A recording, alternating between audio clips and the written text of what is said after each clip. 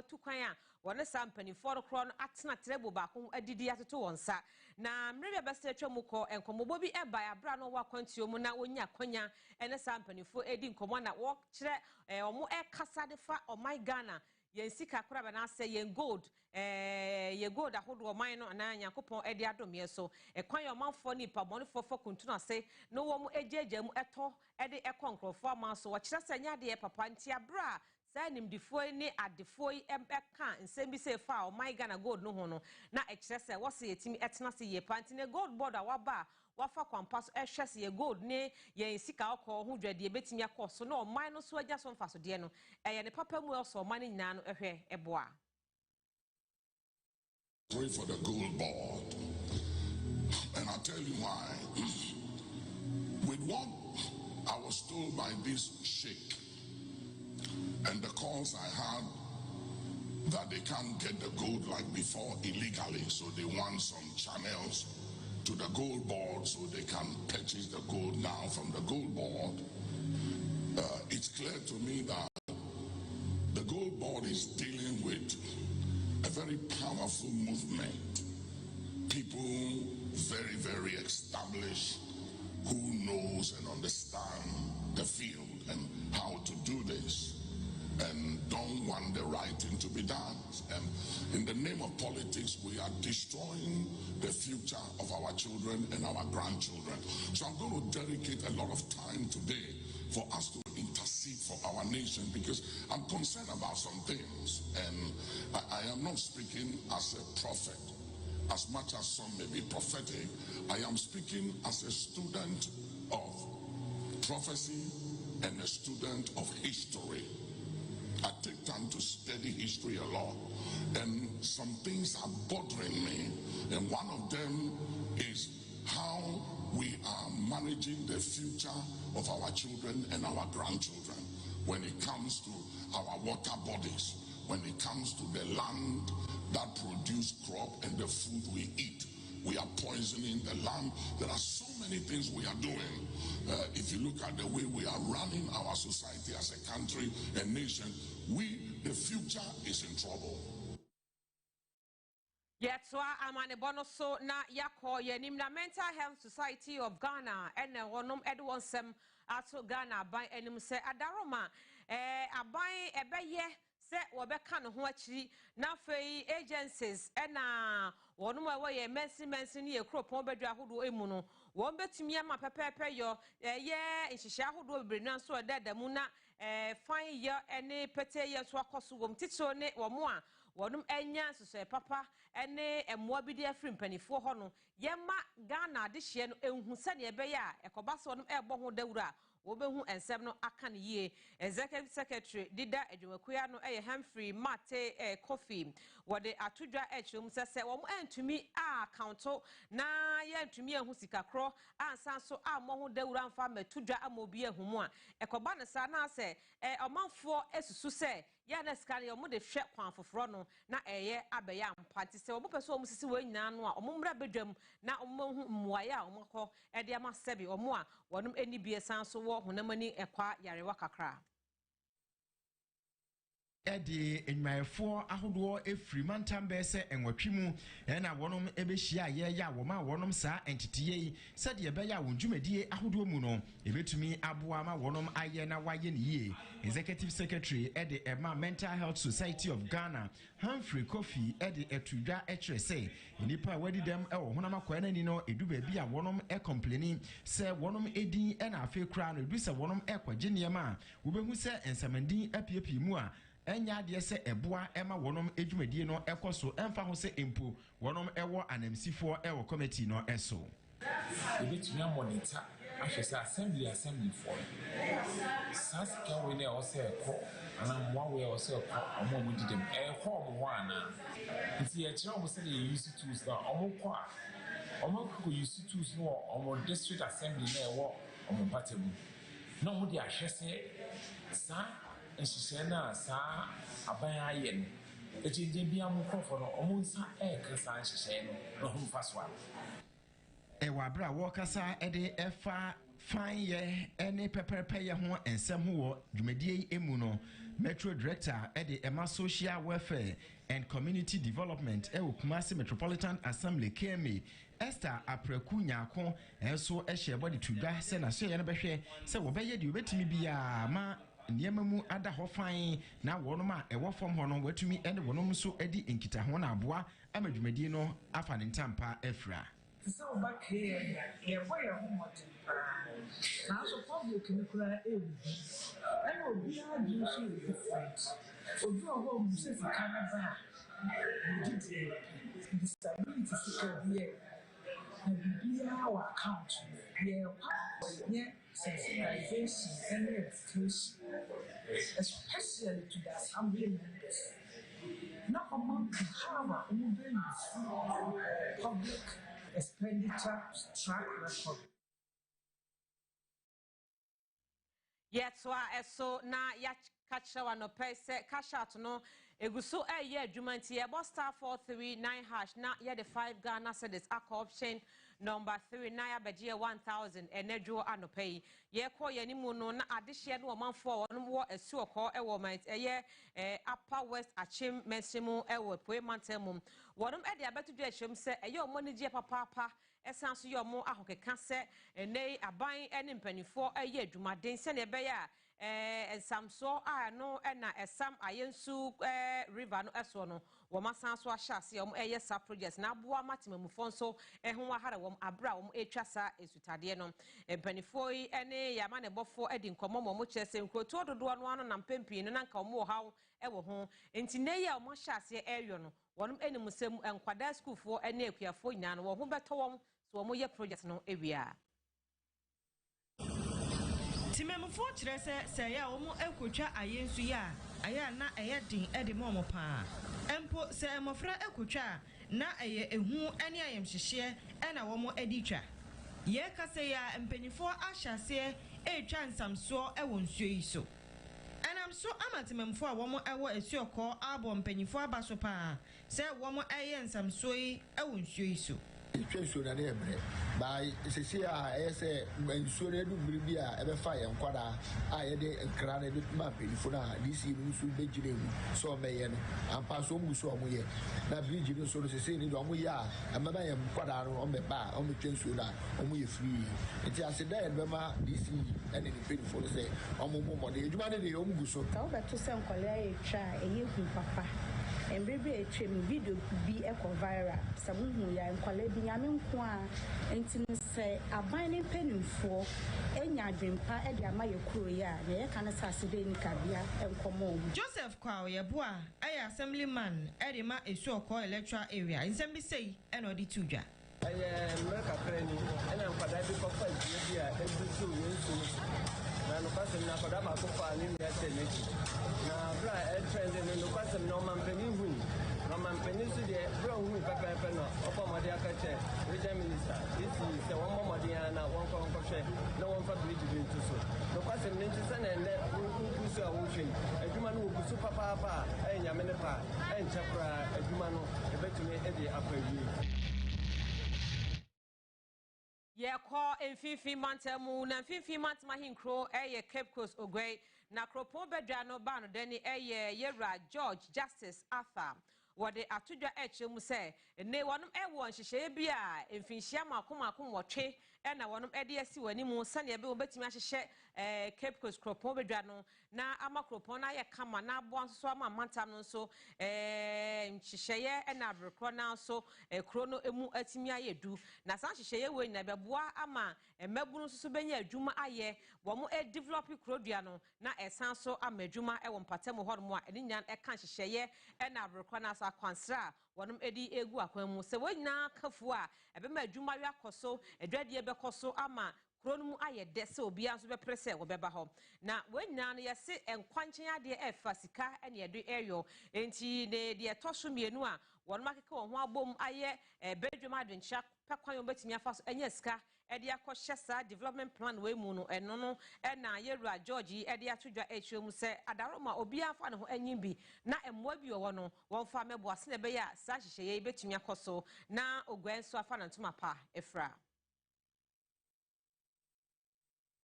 Empenimfo a wo Cape Coast Rupono bedwe fi ho no mo Cape Coast Metropolitan Assembly for na wa pass adwumadi hu ntoma wasi wei eye emfie nwotwe ani suade hunu nhyehyeye ya abode agu apono so na eba beboade mpuntudwuma ahodo bebre ho nsem agina nan so ewo Cape Coast sekune ene ne mpotamo Ugwa Paramount Chief for Saberi Ma Doctor Nana Kusi ya otosu mienu ena wasisa nhyehyeye die eni da so mu pa yie na de won da ache nso ebetutu yie ewo mpotamo hono.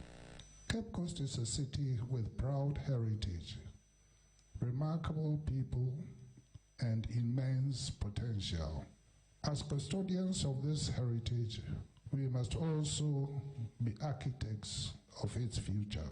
The 8-year development plan provides us with an opportunity to work together with focus and commitment towards a Cape Coast that continues to inspire hope, opportunity, and progress for present and future generations. Emrasha Bejani Edma Cape Coast North, Dr. Kwame Naminta Nyako, and so Ekasai, Mosesa, and Puntu Shishaya, what they ato aponos wono, a babe bois aye church kwan, Nampenim Fwa Faso, Ako Wenimoti, Eddie, and Niema Asachra, Ewon Potamu Hormopa. We are devoting the Community Partners Fund to supporting local economy development. We will fund it from donations that we receive from individual Ghanaians, local and in the diaspora, Ghanaian businesses, international organizations, and bilateral and then international funds that are focused on the climate and climate response sector. Ura George, Justice Arthur, Wana Woye Cape Coast Metropolitan Chief Executive, Onosunin Simuni. This year, we are also looking forward to make sure that we have some projects completed. But we are very fortunate to have the administrator of the District Assembly Common Fund, Mr. Yamson. So far, he has actually raised the hope. And an alpha market that has been there for a long time, as well as the controversy that came between the people of North and the people of South in respect of 24-hour market is resolved. And we are looking forward to have 30 million, amount of money that is going to be raised to complete an alpha market, as well as to construct a new ultra-modern market for the people of Cape Coast. Yetwa ensem no so na yedrumu ewo gwade ne yetwa so kopiemu atwemantem a eyeye na atwemantem so afo eyeyera Joseph Nelson wode atodwa cassette a kyerese obepiemu ne mantem ho no mu a edwumaku ahodo a no nyina ye aban enwumaku asenka wo mo ye adwuma no ede akoma kro ene akoma na ase bibia ye baako na oman no nkyekireye ene atwemantem enkanko ba no enye sa nete obehuna we yasi we yachi na we yasi we yachi ase pin wo mo wo ho no mu a wo kyerese sanhwe yi a ebebo ye ka asan so de wo hakase aba mankrofon so nwuma afifiro nsa enya saa so na no mantem so afo no wo hwehwe enti wo sese aban atena ye ahodo ene nwumaku ahodo obia nya adwuma se de be ya ebebo mankanko empuntu nso asori. For Joseph Nelson was say, a brasso so many na a cabo me baako na aban enwuma ahodo no mo tumi hweso ye wo mantam emu na tumi abo masika sem enya adwuma ho nsem tumi akoye wode nsem we nyina atudwa abrapanyin kwantra fa wada Ghana Export Promotion Authority adwumako na no ana oso afọ ye kyeremu say sa wo hwe Ghana Investment Promotion Center womo na ji nwumaku ahodo edi kwa nkrata mu nanso no Regional Coordinating Council no eya na dwumadi a ekwoso no mo nhyeda enhunu ne ye wose no pa ha adwenye pa ema ensem ahodo bi a wose wo mo ensaka ewo Regional Council no ntimi nwie peye na mo so hunu kwan ahodo mbefa so abo enwuma ahodo mo fa wo hawo ne amane mu ne sentina ne wo stepa se o me na abetumi aka bom said ya be adwumadi o mo edi ne beboa ama wantwi ene wo hawo biara enkoyi ne ti emba. There's something missing. And if we can close the gap, I think it will be helpful. When companies are registered and they come to the region, where do they go? And if the WICC doesn't know of them, how do we complement their effort? How do we support them? And normally you only hear of them when they encounter challenges out there, when they have issues with communities. That is when these companies come around. It doesn't help much. So going forward, I think that we need to close the gap. Constantly, we need to know what effort you are making in the region to promote export. And then together, I believe that we can achieve much rather than working in silos. Ghana Export Promotion Authority CEO Francis Kwadwo Chematin Arthur wase waman mu obia epe nsema hodo emudu enya tie ede afa ye kra eniema hodo ene se yede niema hodo so efiri waman mu akonkofo amanso otuemu a wohwe non traditional export ho nsensema etumi ehuri every 3.8 billion won fimpinu ni aduonu enan no mu etumi akwa 5 billion e won fimpinu ni aduonu enum no emu ojebra wo church ni nsemu sei. What we have also introduced is the one district, one exportable product that we are currently seeking to embark. And it is one of the major reasons why I'm calling on you to solicit your support through the MMDCs that will be calling on them to assist us to identify exportable products from their districts. So we bring them on board, we develop it, send them out to the regions during exhibitions, and from there, give them international market access. Abusia yakasie anano pede besomo ewo nua TV so enedwe hana brani adaji bejaye na yenemu ewie ye basisia.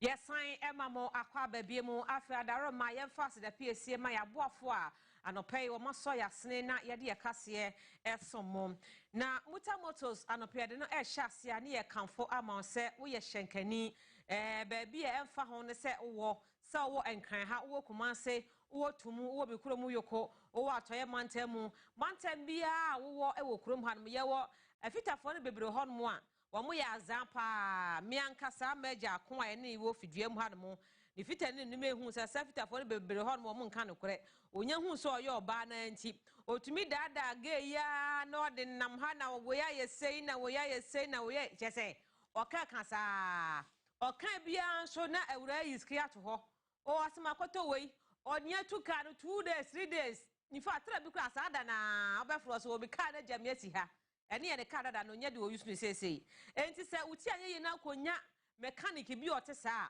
obedi wusika nya tete no so ho se won hyeda nim ka mu na wo de do be ka che obi abeyo no obe na sa woni ntina odwetire nyina ahye na afa eye ose ton ka no ebi so na nka problem na wo ho no enya bibi kuntan bia o bepacho se one fitani a wo pesa one na ye adwuma na oye ne kuradifo oye ne kurekafo onim adwuma no eti adwuma na se ewo abadaye ewo buo de mani customers a eye Mura Motors pacho muta na me brofo sem na abanti ma de Mura no eye Mura Motors adaro ma mi ankasa no ase asem to me eno aye di birthday meme ndantia no pe nkrofo so mbedi ayi pizza ni cake makoto me nam kwan mo dadu abi frifri me ka mu chuku aka itai nyina apai nam si muta na awai osimi wo shop nam si de atumi ni o papa tu ka eba baby a me wache mota ho ebe ya bibia ma me enti se wo fitani we ya masa what are you saying dear pa na beto a wo be fro be ka se o ma sani ono wo ye ma me no wo so bibi to e wo ka ho baby e fo ne baby awo bi anya friend se wom ono ankasa ne boy ti betu ka ba ho abe sort out simple cra na che se ukọ wanim enti me de bia me fitani ye ba akopẹ ma ofita so nye ba akopẹ emfa ka nkoma nkrofo emom nsese no emfa manage gonwa odi akodo de ba ebetimi aya amade nanso mema ne nyansa enkoto sika engu na anu adewa konkrofo ma so akoto spare parts e de abegu no shop ho enti wo ba ye hu de hawo a na se wo ya hye ma wa wo moka kakraka bia nso me pa cho me mo wadwuma no pay wo obi a onim air condition ye e wo ka mu a metro ya na wa frɛ telephone number no wo hu TV no so na de me de betu dwa no wo fra na ka che ne se utie se tago se opɛ obi a obɛyɛ air condition ama wo e wo car hodo mu enti we ene adwuma pa cho wo obi a no nsan ye mpɛw wo obi a wo hyehyɛ ye mpɛw ya kyerɛ kwan e wo Ablekuma New Town your number so 0244451776 ofre muta e pacho wono ebedi enkomo afa yenko Genjamin Dental Clinic ho na yenkodi nkomo tietie afamra da bia me ka kyerɛw etufu se opase wanum eye kama enka efri mu ba eye kama esen ne kola a egu wanum no so eye kama me pacho eye Genjamin for pe ene ebetumi ayesa adwuma wei edi amount obi wo hon mu a wa yesoko wasiesie no ho be ma wa botai de mia ne mene ohome enye yie oba nso akyese wa chekire no ho kuntan de yi simbelati emia ne mu obie na no mu a motohuo obi enum sabi obi enum kankan wo de ayi parazoni akahya aye ne se de enko me pa chaw obi wo ma ne ketre masompo onim twitwi enti amanuane efrisi ehya ase wo no owi aye no hu de ehuo de wo nkwan green wa hya ase di fufuo banku ne nkuruma ebesi se ne ketre maso enuane nyina tim so enti amana num pan obiemu a enkoye onim se e wo se okọ dentist ne ye hwe siesie no ma no obi wo hɔ mu a otwitwiri ne se anopa eno anyen okoda wo ntwitwiri wonfa ayi bi twitwi enyiyim emfa wash mouth wash nguhuru mu enyemu kama obienu a kan me pa cho ukọ Genjamin ho a ye osiye ye tu kaka treat infections etia mom na ye sanso aye whitening ne aye polish ama ne ye se a kire kwan ya be fa so be maintain wanum na enka efri wanum ba no ebe ya akono bebre sintisi ye bebre atwetwe mprampra ebi nso ekwan de damu a kyese ya na enhyeda nya homeka enti me so de nya ye de mawo ebi nso a osika sem e wo soro wo gold bi e wo fie na pese o kire ye prema kire mafia bibi kakra eya afa bi kwa ne mfa ntim osene so mawo me se krofo ba ofie ne wanya hwe ne ohu gold no tu sen e de kwa pacho wajaw uba ye besisen no na ye de amawo ye kire kwan e wo Nungua main lorry station Atomic Down kwa benya runabout ho Kumasi nso Abrepo Junction ekeka ko Bantima High Street ye wo ho na Tachiman so mazi ho no mo a onsabe tumi akan Kofodua nso ye ben Central Police Station ba bia dwakesien e wo no Takrade nso Tedisco Junction ye wo ho Aflawo ye ne Ghana Commercial Bank no na edi nhwene mu Tamalefo nso ye nyimumu ba Tishegu ye ne Post Office no na edi nhwene mu anase ba bia MTN for office ne wono atonsu nso high school junction traffic light ho no ana on sabetumi akaye me pacho ya numbers eye miensa de obetumi afabian ofa ne yen kasa ye bejo so numbers ne ye 0598731823 and 0559135582 0599065588 ofrenya ye ne o ebedi enkomo Afia no pay me do call Advert Consultancy Limited ho na ye no amonton ye nye birthday cake ye nye pizza ye nwo fufuo enye choba enye washing bay na mom eye adwuma yen ye titiro adwuma ye titiro pa ye se ye de Ghanafo etukwan no makosua de me pa cho wa person ko Germany wa person ko London wa person ko USA wa person ko Canada wa person ko Australia mpacho omai bia what say Ghana fokoso na wadum nya scholarship e de kokosua de e bia mfie mienu mfie miensa mfie nan esan so ba ne ye make sure say ye ma asetena pa Advert Consultancy for ene betumi ayama Advert for say wonum track records ye papa obi amfa ne ho medom yen a omusika aka ekam dabi yenim se Ghana ye de sika frapata enti ye no eye aduma de yentumi nyoro entem so ye ka kire na wada ho so enti me nyina ye fa ho sepe na ye fa ho keka emoso na ye nkopiem ewo ho ye do betu kwan from so bejo passport ubi bia to say aeroplane no betu afri krom ha ene no ebe konna akrana ye numbers no eye mienu famu bia na frɛ na ne enkasa ye mukom enyu sika eni numbers no ye 0209154728 and 0553150002 frenya ye no ebedi enkomo afa Jack Services Limited for so enie abutua ye de wo ehwe ahihye niema ye amawo na niema ye hihye amawo ye no nyina no ayese wo a wo school me say ubehu so school no eye papa nyame ya adom next month September after long vac no nkoda no ebie school so mo san so aba school mu a ubehu nkoda a wofo be yi omma e de afiri ho because omo hu say wo nkoda no wo madesua nya de ehia wo sika no nko an na woje ebinum kura de da bia da omoji feeding fee bia 15 cedis bia 20 bia 10 cedis enti so omo agya omo do omo twa fees etwa feeding fee nya de bom no ene agine bom na wakoma ete ebinim do omoji nkakra sika no ogine da bia na hu hia no sa school ni betu mpon atchefo benya kade de akide nkoda na de na wo timi abuild wo madwen no na timi afa de kire bia de kire wo no nya sa na hu school mo enti so okọ school ya at the end of the day BC results ba omonyo efinche ni aboto ho DZ chese ye yi ni basa sa enti this time wo school no say bie na awofo no yi wo mafira fa nkọ sha abaifo because sa abaifo ya wolo ya so kroma da bia mekase nka cases bi ho ma ye be wi ni we omunim ho hwe usu no ban e na wanyo ne ma yi enti afutuo no wankọpẹ ne ma e wo jex ho e na sa de wo nyina aba enti enka achi ubetimi akọ ne asan so ama school no enmonyam no abam bio enti anything bibibia about school no ye be provide amam and sorry for so amoje tutuso dudu adie no so me pa chawo tutuso dudu woma no tight books se munya akọ no emu ye fin enwo da wadawa obi choba eniema waton nyina ye muma me pa chawo de sika no hyem ko nyame animu a nyame ne obegye de nanso nhyira wose nka free tutuso dudu no ede ba no sa hia no emma enti mom ye ni yehuni ye ni nyankopon ni na ba bia ye kwa kosom no so no ye ni honom eni me pa chawo ye be ya tight books tight bags ne ye de amawa enye hwe eye papa nso ye numbers no 0244 031338 and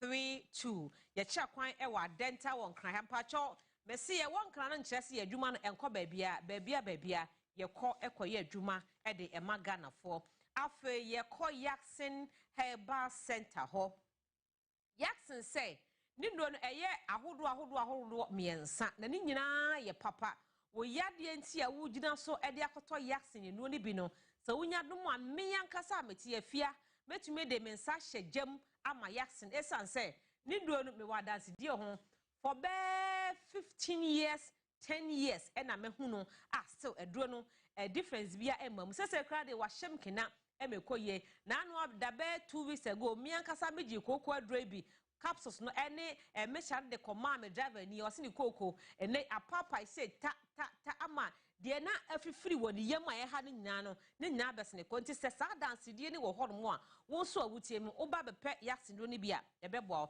Nidro me say o ma hold woman son. The Dika a Yaksin mesha. Na meshano etu malaria fever say etu typhoid fever say and na menstrual pains me say HR for mo fa ema adwuma mu a questions ahodo an interview mo ye wo no omo busa say wo menstrual pains ana se wonim na akoka se anya utiate wo de catch omo say okay unibi na so firi ho no mo apɛ no na wo kwakɔpɛ Yaksin mesha ekira kwan ana betimi akache HR cross so na wo bi banyame adom efi se wonya hya se wono no Yaksin mesha no bi no sa menstrual pain nyina no akɔ ase so betimi ayi wadwuma obosumi eso no wonyi be enafu anum enafu enan entena fie enwesti no wonyina eye hyehyɛ ne yaduru eye papa adawroma se wanum ato so a eno so no mu a wobetumi atebie di mepacho de edi hodum eye Yaksin natural capsules no mepacho so okoto na wo di tu sa ya de na mebe wo so no a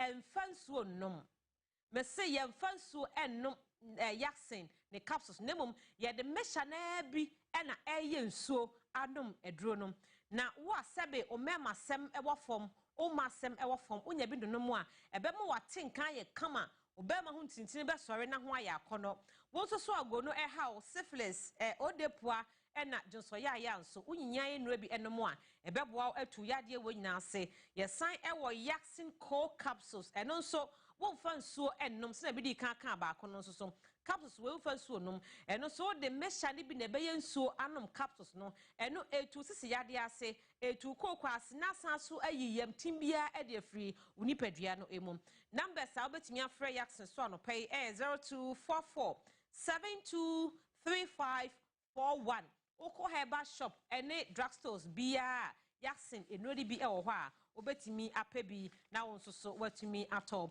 abusiafo over the weekend onua atena community gala emu ye de papa me say de bia me betena hanom a beto akoso ama ye sports team no kudos wo eye adwuma papa jese kwame amo ye mo lead production leader ena ansa peja Alfredo Adepa ena King Solomon wo ebo adwuma nkasa Saturday, Sunday, any team ni nyina adwuma this weekend so mo yo no na no day. But they can catch us say teams no mako aduasa emienu 32 community teams.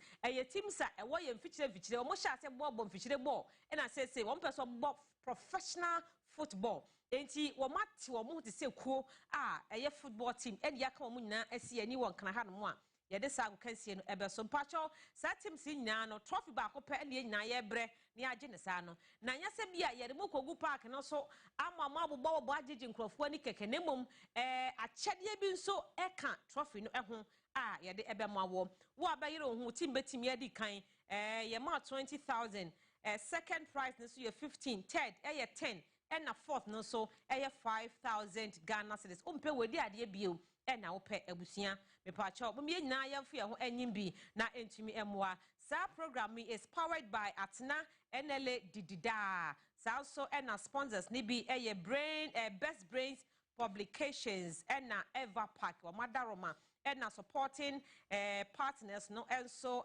standard water na Brocrona so Decathlon na Suma Foods wo mo na asoya snea ye de ebrewo as usual nyame ya adom next month September mu na ye festivals ahodo no so hyase adamfo awi omo de ya nanom onom ewo gamashin kranfo so omugusu omo ye binim so awi omo de na ye next bus stop no Ogwai Axim over the weekend Saturday say Axim for mo launch kondum no ma ne ye kama timika say ya butu nkonwa konduma ya de eson ato dede yoso enti nyamfe na abe pare enyamfe na abe ye yie abesi nkonwa so ene entwene so enyamfe dabi edu sa time we dia ye dede yo ni nyina apem ye mpene ema dede yo enkoso enti se de ya launch awie ne ehwe animu kwan se first week I was September most second week no me pacho kwan ni nyina eni ehwe Axim na ye di kondom no abrontie ne me maame azeba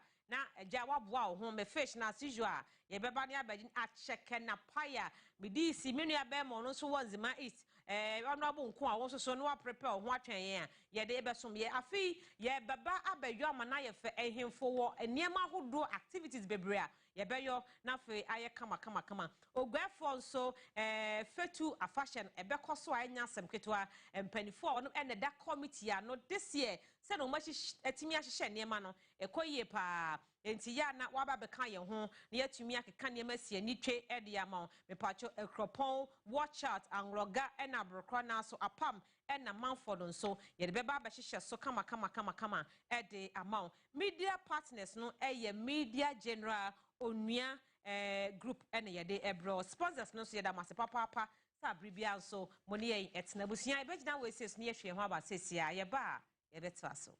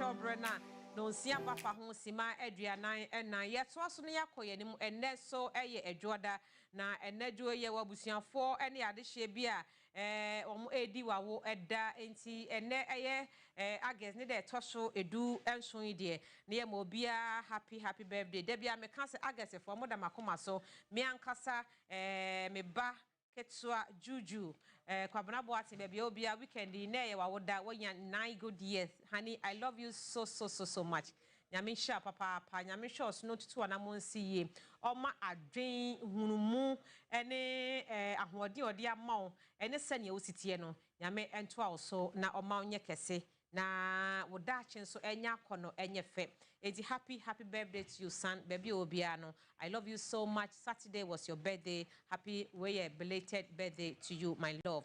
Happy birthday ekwama Mr. Martin Arthur when you finish edunum yami show na on show so emo ho ban emfa emayen belated happy birthday so call edia ma so for ma Mrs. Mercy Asante happy birthday ukunu prophet Emmanuel Asante ene se yemfa ma ene anope kaso papa se na mo happy birthday cordia ma uncle Godfred happy birthday to you nyame sha papa on show so no hu mo bon from fradomu enko adomu Mr. Enoch Chairman Safari CMA happy birthday Emfa Emanasanso and happy birthday Kwama John in Shraba Kofi Shei Efrifa Yamwa and Yamufa Ponkon kan hwe ne yenko yanim enti happy birthday to you bedofinya minsha pa no sure so bon ho ban emfa won wanamo entisi ye wonana wo papa o ma me ne abusuafo nyina se wonom ewe show well anopay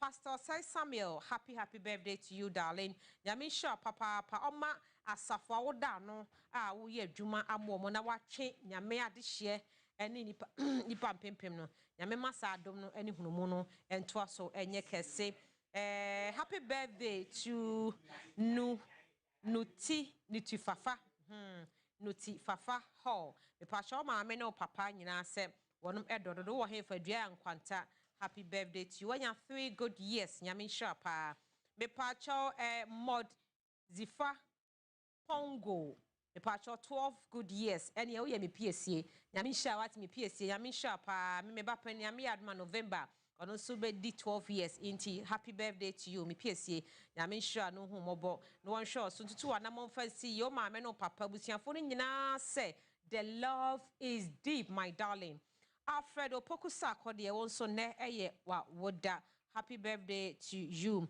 Daniel Jaben ene abusuafo ni nyina ne de ema ona no pe ese yankopon hunu mu nyame ahobambo e de ama se wa ye wa woda bia no ye we show well ene de due nti happy birthday to yabusuafo ene yadofo nyina mpacho edu pack for ye no bedi nkomo nansana no anope ye ma sika e wo cash out so ye bo star 439 hash na ye the 5 Ghana per option number 3 na ya babeje ye 1000 Ghana cedis e wo ho mpacho net 1000 nipa bem set 20 e na ye be ma musika into obi anwe no ho na womom emfa engu ho me pacho baby a minerals commission boss CEO bia Mr. Isaac Kwabnatando me ma ache baby obia me mo ache me chiao ene abusia ni nyina zam ene abusiafo ni nyina a very good morning to you nyamisha baby obia pacho me no unfinished business minerals commission CEO Mr. Tando pacho mo fera mo kanche tago se wona no business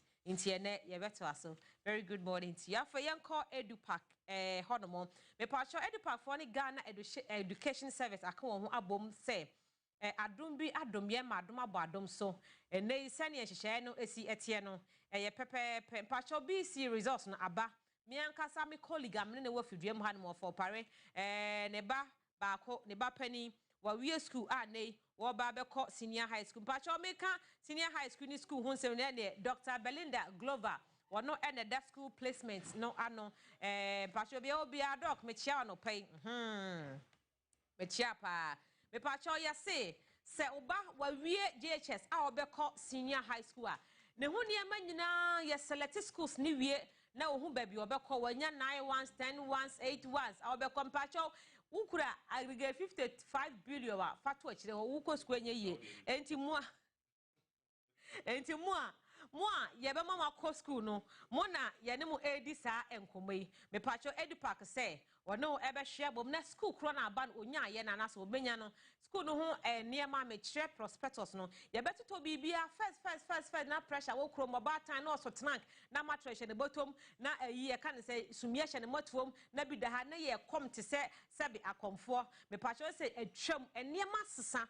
Ama Edupark for say sa stress any sa challenges na wo je adwuma ho na wo ye say nyano say aba be ye twam kabia enti de hia no say wo fo no wo be follow process no a edi animu yi na watimi ahwe edi ho dwuma pacha wo ye wo fo a je sa short code bo ana say dial *713*821# me pacha say wotimi bo wo ya diaka bia no follow prompt no a wodo ebekwa akosi awieye ena ADB branch bia e wo Ghana ha bia no kwa kacho mo se wo pe Edupark me pacho eno so akwanya kese wo homa wa ye betimi ede wo akọ na yetumi a process bibia ma wo me pacho mo so a mo ye online ho kwa de ba no so wo call www.eduparkgh.com and no so ye betumi aboa na wo send mail na from hokono then we take it from there me pacho ye mu bi also e pe hello what's up call ne ho kwa de ba and also lines no betumi ni aye business e wo so no 050 7000752 and 05086448802 03039550550 offer Edupark farm pacho anything pressure bia nim ye baby bia ma kama na say etumi aboa pa me pacho no pay ye dia ho se pe ne akeka ehia oje kwan me ka oja na say the din ba ko ye ewo a ebetene edin a ne maame ne papa de ma ne de eye ekọ den JB no ne de JB bidin ne mudru o say eyahefudin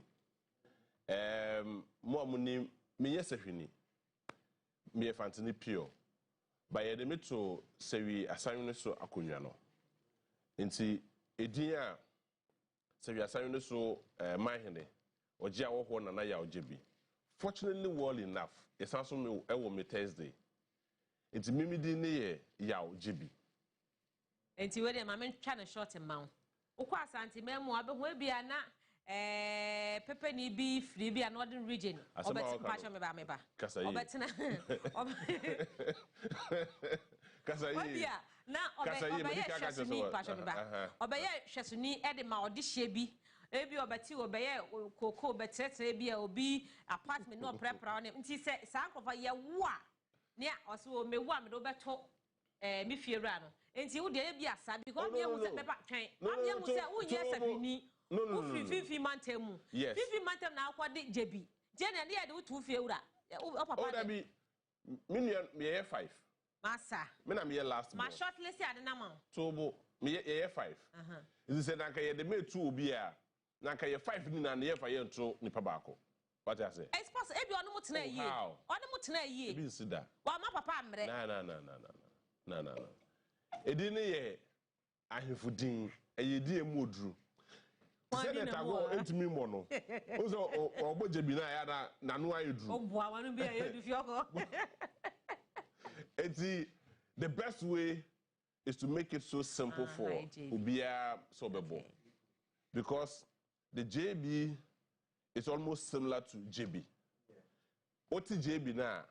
Any JB no difference bia shede nim bebre sa but enkofo bono anyhow sometimes me wo horma na meti se be bi bo me dia me say eh akwai ya de wan kosko na bo dia na obodo basa tantanta no asa no this is chire boy ye na esua me dem nim se ya do tu fie wura wa chire mu chire boy ye me din ne de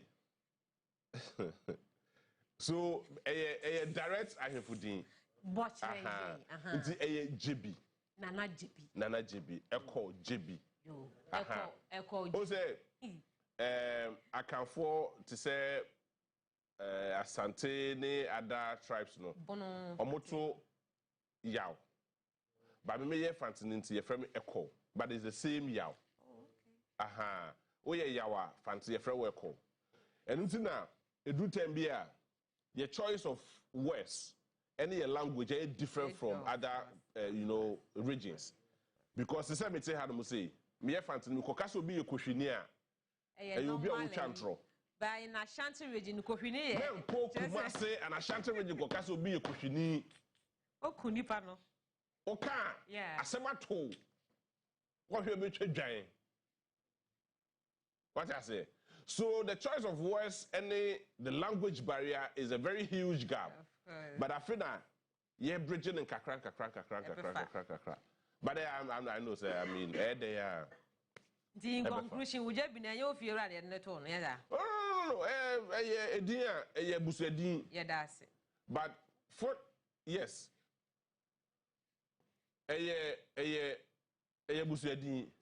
but coincidentally, and I call Maakye with Serious so Akunya. Okay. Aha. So that is how it is. But we don't mean Nibi also Nyana Clay. No, Media Kunya. Yes, Media Kunya. Say ye di and idea. Aha. Menana Dakua. No, you're him. Okay. And we're free for a very long time. In fact, she's one of the Busiania meant me Bishiano once. The second attempt or the third attempt, catch them and say, well, Humia Onwu. But I didn't want to meet her for some reasons. Aha.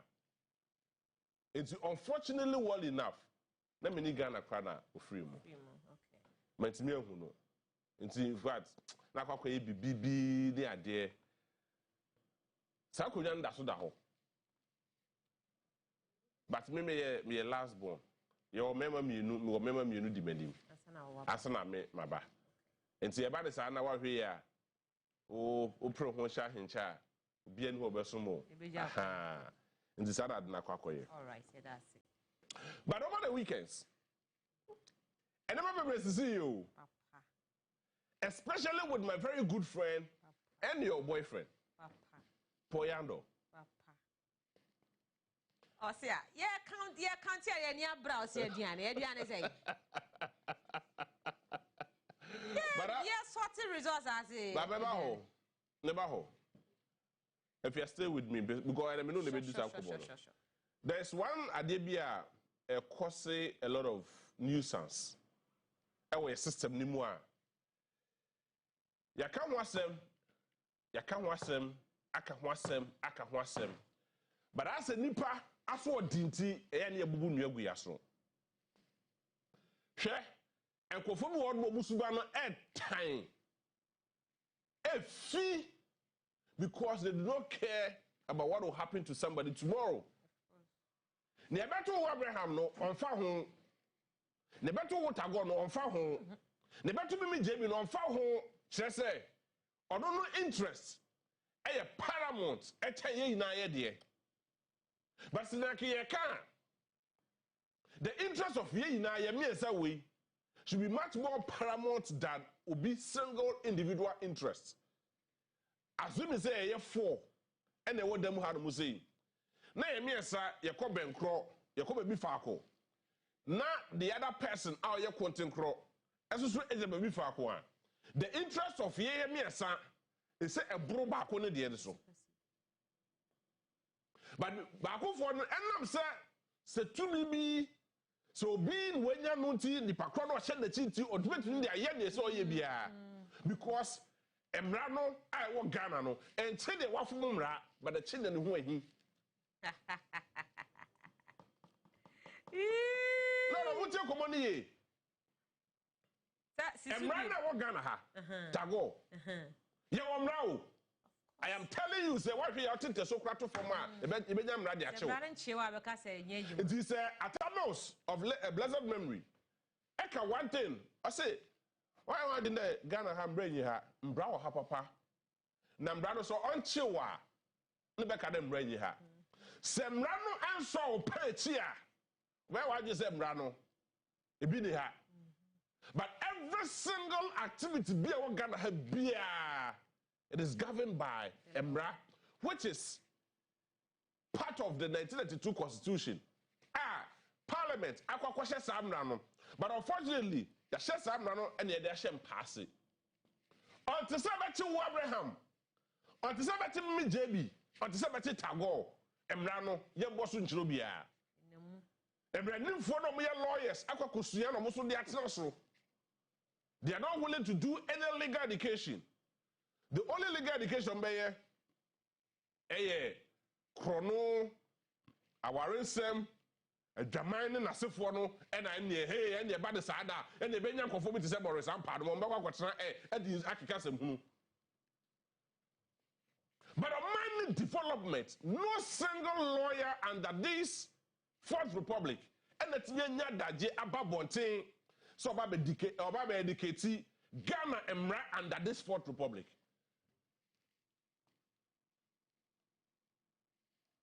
Of course, you may single out some few individuals, individual lawyers be because or better air, and when you're on your microphone so or Kasach Ghana for or better mean I spell it out 1 or 2 Emrebia and what Ghana had to say. But the majority of lawyers we have in our country, emphasize I'm running here. Yeah, they're saying pass it, chance me, this answer, no, this answer, I didn't hear. Niakotam rano book no ne kakraka ne afi ya start the sokromo drum, the sokromo chair, the sokromo whatever. You see, let us be real to ourselves. And the money will hold more. Se so be ya na kan so wo tumi a na kenya democracy na kan nipa no china utumi guano e ma na dwum da ho kira said no nipa no ne ma oye ni na eyesen fonko a. About a weekend, me who's a video. I was like, nipa no, bibi e fine. Ebi new. Na mo share ye pa. Oh yeah. Gata mu, and I see bibi dia si gata the inside. Ono de the hono ono say. Owo 2 minutes in the fear nim. It's a messy polytank. Now the polytank stand and where you may be a fence to say, Gata mu and what you see. Where you gonna ha? Eh, so many. And what is so many? And I so many in Kagana. A Kagana. No, like I'm surprised. No, don't be surprised. No, Jish, okay, didn't you make us a Maya surprise near say? Since May, June, July, and so yes, you condemn me.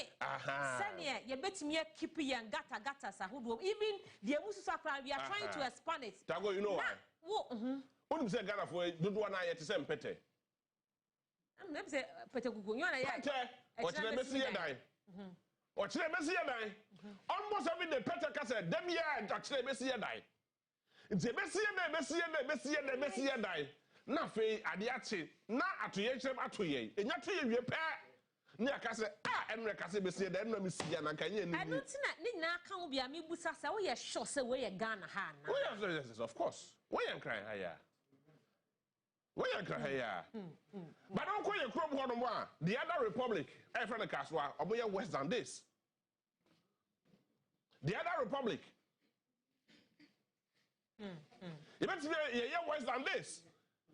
But funny enough, who somebody obenya dajaba public domain or be public education. Oh yeah, lawyer ni one year, but oh train radio bi ansana.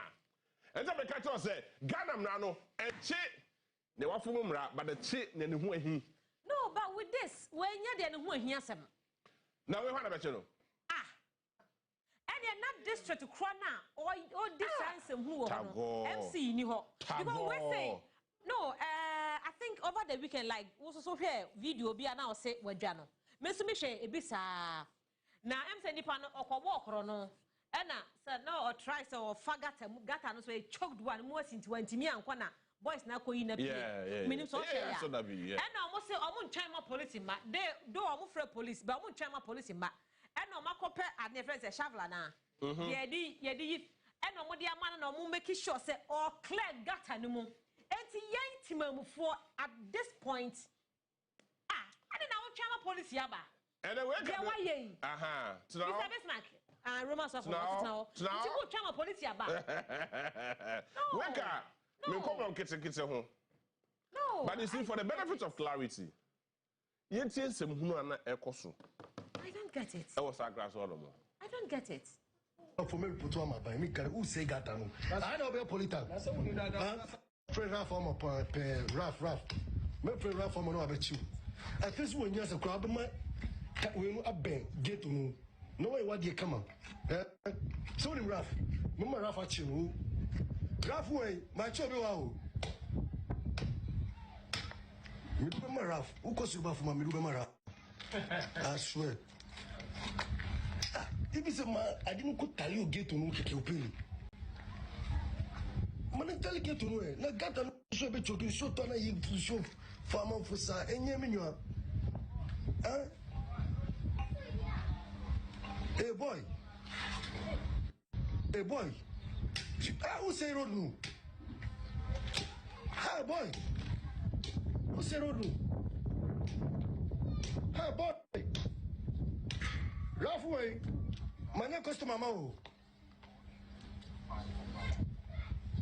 Rafiro. But for me put on my buy me carry who say that. So until so don't go be crazy Chale. Because there is somebody out Tanachi or Janachi. Oh no. Tago. May yes I mistake no. May yes I for because with him. I'm not from a good year now. I wouldn't say the man of my but there's a certain 2 million was a back wall. Until they are doing it with a lot of impunity. JB, but a hundred. No, so the illegal mining now. I support you with 99.9 bags of cement. You see? But with this, you see? Wait. Share the posture. No. Share video. Share the posture. Share the attitude. Share the approach towards the maybe he doesn't know. No, maybe he doesn't know. Why a man to man? I was telling you, man to man level. Because see, JB, Papa na area Ben Asadi we see whoever or recorded this scratchy, I was saw the shana dream say, sensu tonne, nas yira, and ya cratchy when kwana, a befano. More pattern hormona, maybe area mu. My cuts now be in so you for hormone that but this time around this year, and so you fancy so be ya didn't mean one. Me try say because you will say a quasi havoc am I wait man to man. Man to my own town money may yes, I don't know. But we don't say what's here. What's here? Or the sugar than what's here. Into assuming Charlie. So China and I shall not pay. Send the couple to so crack together how to say I ain't cry, which we know. Send cry a flood prone area. Sandy Pakuya, I'm a John Maka say, I buy what Mamma moi, you, what Mamma, you never say, none of you so toy. Before you know well enough, that didn't so the tone. I did before I so better than we do Kumasi. Me come. Me see how somebody come church come. It's also asem in nema. It's also so Sandy Pakro we e bia na ne hono mo no. Na ensuo no entimi chief aso te se de e chief akofo so no. Enkra ha no mo de. This year ensuo eto ya me hu say ye naked. When say there are some places in Ghana. In fact, I won't cry. Ensuo no matter what, ensuo fa woda. Mesena say sigafo no why oh tago jai no omusuo no me area musuo na difference wo omusuo na dey clear na tell us difference wo na dey clear betimi adware mai bibia bia dey na what do you president say what here chair house me boy chair home what you say so far oh na how dem so better but say you cry what do you be Dr. Obiate what child where more yes what do you be since your friend said Peter me who be what So you should appreciate where and how it will happen. There are some places here in Ghana, hilltop. I will come say before say you make chance as near the can go kwana wi. Near drainage, I will go kwana wi. Before say make chance as no crowd home. I will hilltop. I will come say Obi a wote me bia so se me boa nipa kro no onko no nkonkohwe. There are places where asase wo hono mutisi a that particular place. Yeah, hwe. Hwe ni hono mo but asase no asphalt. On Facebook, that's you have some similar challenge. Just drop your comment. Let's have a discussion. Because I say you're gonna find never be doing kobo. Aha. It looks like and then my first copy book. And I will write myself, me I would say myself baby. So some of these things you will see it as say a semi abodam. But the pakono ya no odi oye. Odi tumi atanachi, odi nipa. Obetumi gane atoano.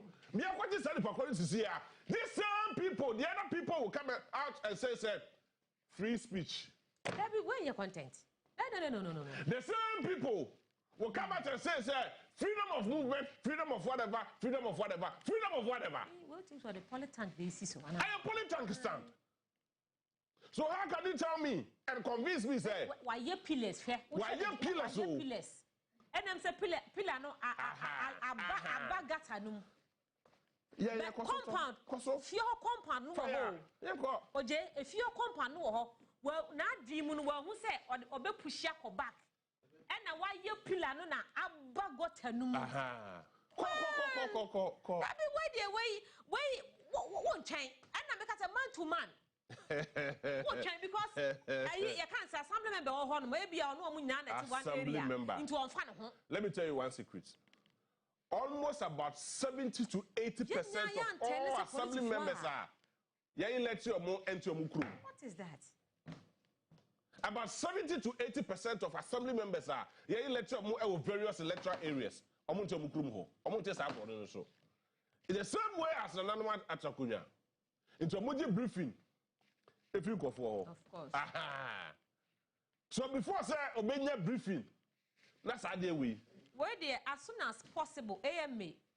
As soon as possible, AMA 4. Quite clear before I be too late. And Robin who document be. Now it's just the way you see Emma publicity. HSK for publicity no. That document the free echo. Hey, young coach will be baby. Because you question sign near Discano near D. Above our mass and for and that's above our media houses. It is say, Abra Yeti had a Muslim. You see, at Onua TV, you more 10,000 Ghana cedis. And you acquire publicity worth 15,000 Ghana cedis or Bubwa. Or what track to Honomo, Scano, Ama. Yes, the publicity in the Mao. Because my bit is say ECG. In the coming days, I'll give you details of it. Now to shock you, say, some impressed, I'm saying Ghana had a mom rano. And you know what from Rao. And you who so when you pair, you'll be a target. Now, can run to be in Chequabnane. So a form that I'm a judge is at running some so near we are near see a vigil. Who born dog? What sense does it make? Say, brother, to be, it was spelled clearly to the person. Emma, the lawyer said to them, near Nipaquano, a form right here, near the politics. Aquako, our Batahu, yet the Batahu, we are near Sakachini Pacron said, okay, a political arrest in tea, ye bear vigil in honor of the said Nipacrona, Yache the two mono. Ha! What sense does it make? Yes, I'm in the womb. Tell me. I know the end and come back and I did the and found that is where that is where the first time I experienced yes. What you say? Freedom of speech. Of course. Freedom of expression, freedom of association, freedom of whatever. Because but where your rights in the minds of MPPs, no, they think say a political. Dabi, let's put it on the right. No, in the right context, we got an MPP lawyer who is an astute lawyer for that matter. Oh, Koko Jinamu and the man, the sad person. On the judgment, they told what Dari to say the church Chajuka. Technical judgment, they told what Dari. Who was that way they told what Dari? Sometimes let us be real to ourselves, let us be real to the situation. Because, and yes, something now, and the America said, oh, we are politics. Do you know the extent of damage the said activity across Ghana ha. Samuka Samra boy. Of course. Aha. It is a wuni. And what say at the Samra boy, Sisi Abeno Kasaya. And I can so toy. And I will see one more. And I confirm a Bramino Casa, they have still not recovered from Yareno Mo Yareno. And as I say, I read chase one more. Now come back as the said activity. And I cause that said damage now. Over time, I can say, oh, yeah, video. You're right. Over time, I can say, oh, yeah, video. So, in as much as it is your right, it is also my left. Of course. The law is the law, and it's the law. That's why I want to say no pe odi hu nkomo no. Sade okay. Omo feel say you're more right. And you say you're also right so be kasa against say you don't know the reason why here. With all the Rachama untumi aye nyina no still obenya party for any abusufo bi so on be vigil dia ma no. We will come to that issue proper. Ebenya da je ne biebie nsem ni mu one after the other. But already over the weekend I was so happy for me and Madam Fo, me brapa yini, Chairman of the no Kokwapia. Oh, congrats to him. Mr. Results, yeah, OJ. Yeah, Chairman of the no Kokwapia. I said it, Mr. Mekano Akoma FM. Said me on any day, even before, Chairman only would to me contested no. Me it's not ready so a campaign the man. Because that man is a unifier. He's an exceptional human being now. Only perfect. But the engagement with people is so superb. Or you're enlightening, into or you're measured in some of the things I obey. Just to ensure, say, there is enough clarity. And of course, I wasn't surprised. But of course, that is not to say, Chema Kokofu within the last elections over 200 votes. I was so surprised. No. So at points, we feel disappointed because Sabi Chema Kofu and yet Chema Kofu. Wafana who and they can share that contest in him. Are you serious? But on him, Kwaka Estate 4 years ago, I brought a new to me a contester. To be in the show. Sometimes look at the yes, I want to be in the show or more. Yeah, the Suma ever see at Kumasi Sports Stadium. Power to Sumaniso. What I say? Fasa to Sumaniso. Yema Oscar, Nakokoto Abado. That was what happened. So, go first row to me, and then another to me, a couple. And go for the 10,000 cities. I will go to Abado the match about to me. When we saw Wood to me publicly cry and say we're losing elections. But of course, I mean, if I can delegate for the Kasai, and I'm a boy. Yeah, they know this. Delegate for the Kasai. We should not say delegate for Kashi.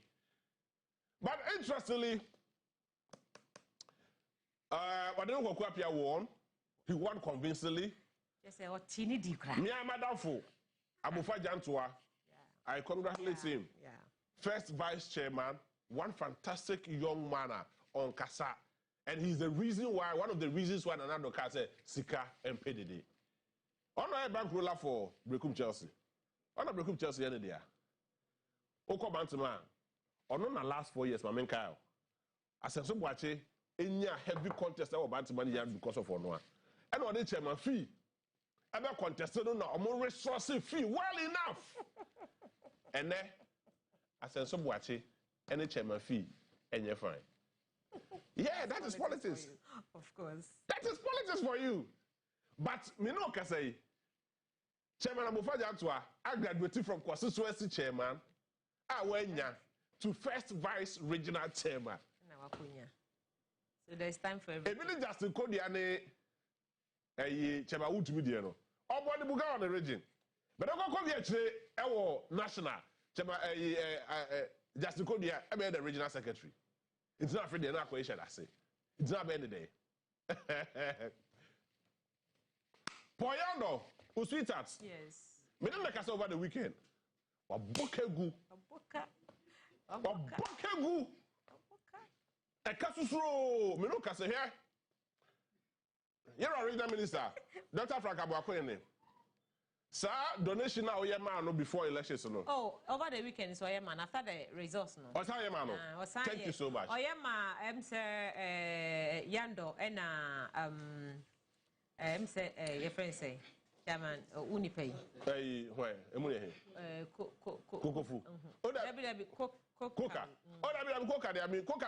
Oh, yes. Oh, no. I don't want to see that now. It's me so. Me enter video we. Me enter video we. Enter so. Yeah.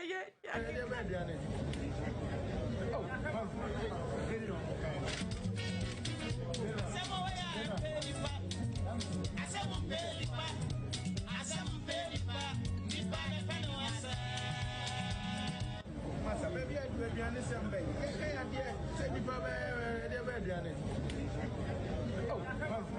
Say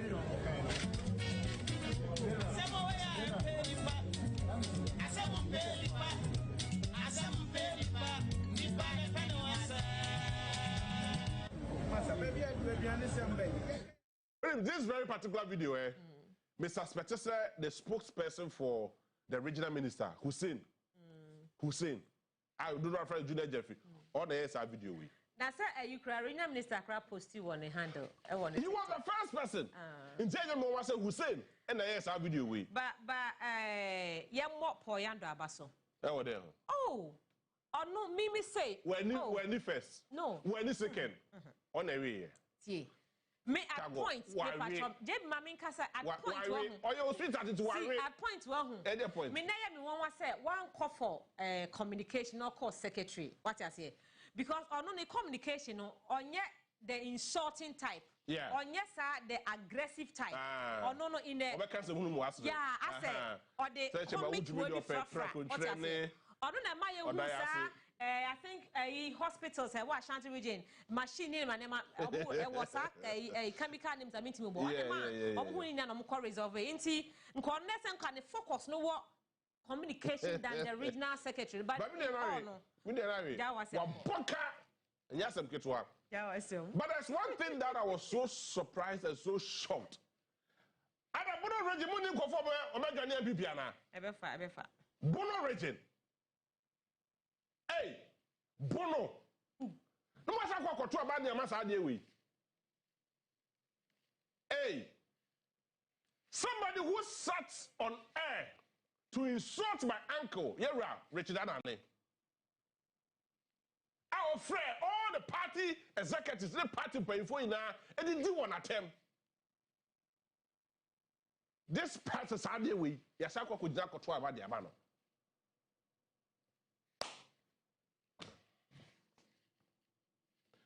Now, you could see clearly, sir, it was the will of the delegates, not the will of the people. So when you also quiet Thanksgiving, or them grown, or your people, or Jesus so. Saturday,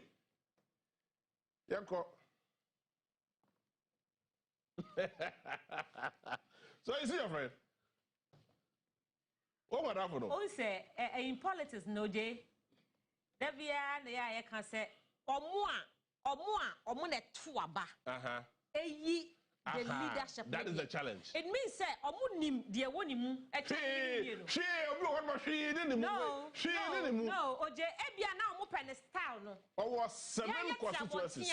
Yeah, you feel say Bia say. And at this time on so baby, I do not before may think say. You hear buga. Oh, yeah, slower. What me moye? What me moye? Enti omupe obi to say abronye na the style of the communication the campaign no omupe bibisa because ebuna say hono ne constituency baby ho mo lose seat no. They lost a lot of seats ewo ho. What you say? And time see say sa papa kire me no kwa no asunyane intense it has intense some be lose seat the ama junior JJ what you say into omo hia still obi a obenya sa eni edin bi as a zongo life mo fan cheme no zongo lifestyle bi a kikanka because this time they are not in power omo opposition e bi a ni nyina kan because chale campaign sa point we nya faina yakopo obi obebo bota be be brofo no. So the reality is that maybe that politics. Reasons, any delegate for ekokose akukwa mu eje nyeme so mo je. Ekokoto aba ma sa de we. Owie yo tisi dwom. And so it clearly tells you, say, it was the will of the delegates, not the will of the people. Because constituencies, I think it's 6 or 7. What the Pachamu check him, the 6 or 7 that were Bono region. At a point, they were logging horse. But I now know can say he has just one sitting member of parliament. Yeah. Just one. But if you are willing and say why crowd of person winning seats are, you go in for somebody or the losing side, the losing captain. JB, yes, I'm just angry. Bia, or more was at that time. Moi, Abronye and Chien out because so now NPP and that's what would argue. Meaning to make what I said because it got to a point now NPP a hunya kono ebiem. Like, ye nani no more nya konobium to still. Mitrabion, first time because you had Trabio or Boba Swams, eh? Yes, so Ghana plan not one me who some more. Now, may recall it those events, no tea. ABM, Crawford, and 20 minutes, young, hey, because still nano. Nanado. Abreno, still a Mutimo, alien film, Tabia, and so by another way say. Anyway, what it is, dear Charlie? The diacosi and the petri. About to Baba Nevi. But congratulations to every single Nipabia elected. Dr. Of course, of Dr. Koboy, Ababa Bonidi. I mean, congratulations. Friday, media interview be a political analyst, Nessa, your moi, there be a more, sir, or more, analyst for me. Posters for okay. I'll be here interview back. Oh, our friend was about Alfred or boy. Yeah. 2 boys now. Oh, we've had chances now. Alfred will win. I'm like, oh, Charlie. After the end of the day, Armstrong no more so cowboy as well. I was so. And so at the first it's sometimes yes, you know, to him because it can be anything. What does it? All right. It can be anything. Come on, get but let me say, sir, Bono region has 12 constituencies. Out of the 12 constituencies, NPP has just 1. Has just 1. Now the captain now no more or Sheba mo de call 1 mulusu 11 against 1 no. Me no can say, "Sa captain now no akokofano." Boy. No call for answer. But me go to the main issue. Where you come on kitchen. But then say wo now what you be dead come on here pa. There's one simple common trend that echoes what Ghana ha no say ya. Si am ye near na ho. Ni ya fam rana ye say some rano e governed by your laws and our constitution of Ghana. Si ya fa nya adwuma. Ekofo me sem rana chi. Edi sem hunu aya nyama bemam Ghana ye de abo ye wia na ko say oh nipa no ode mra ena na de ye adwuma share institution like ECG Electricity Company of Ghana, look at such a very sensitive institution like ECG under the Ministry of Education. Now ECG as at 2021 Tago. As of 2021, and Yama Koso the rota a Koso ECG. And your rot get to her. That's one and I watch it. Yeah, for your market, and I watch it. But then the Coco see here, or movie ECG, Yama Koso Hormonia in some Ketwa. Yes, and that panya would try. A basic animal to one to say the ABA anymore, ye dino. Nanny Pacabra, be any name. And what Tamska, and all fools got to send the end Papa Javadia. But you know, Ghana, Rabian, you want more. I think you're quite cheap for say investigators are of one. So even if see investigators are of one every year, they are saying your political parties, any interest. Any CSOs, say about the general Mabeka say, and away here, and your political witch hunting. But if you know the extent of rots and the chrono, of course, we're gonna hand more. Our ECG, like a quadrani, general Mabeka say, and your political witch hunting. the extent of damage, the extent of theft, the extent of robbery, course our ECG. Nakagana, Nibian Honomobenya to me, and I could do we're political witch hunting. Because Tago say, say, Opa saw Kwabonte, to say the last week, Kwabonte acquired a fantastic job. And now, what your budget to say? Me Kwabe spend 20 Ghana cedis. And the management, I approve the man said 20 Ghana cedis record. But then I'm saying, what's also your management member? What to mean?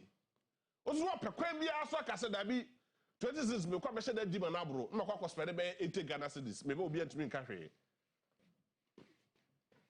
epanye pa ni ampa wo sika no wo nsema wo tumi apeso discard nti no kwa discard no wan kwa board wan kwa panyin wo no mo wan kwa tv ho wan kwa mesanua ma ho wan kwa antema loss ho ankomo na mane aka kire wo se sika no se ni sei e na si yetimi di sika na manebro ye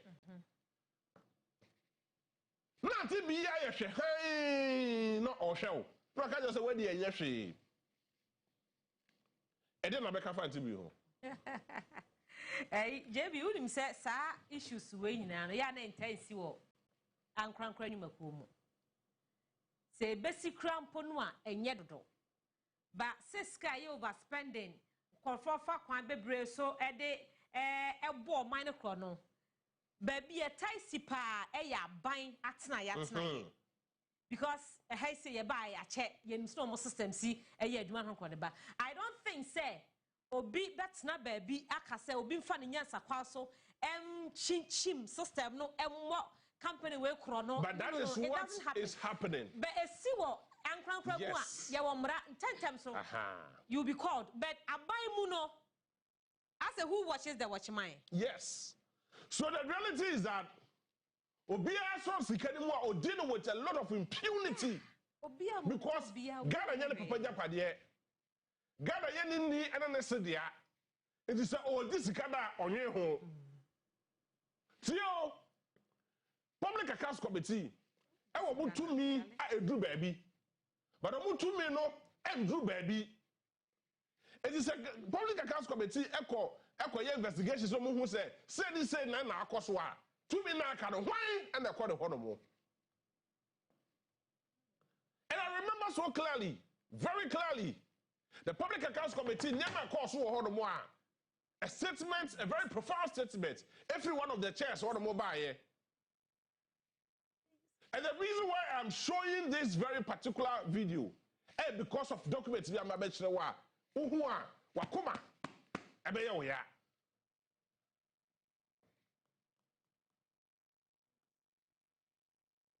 Sir, what do you interview the name? Interview no. You spend and you want to come and increase our tariffs. You yet.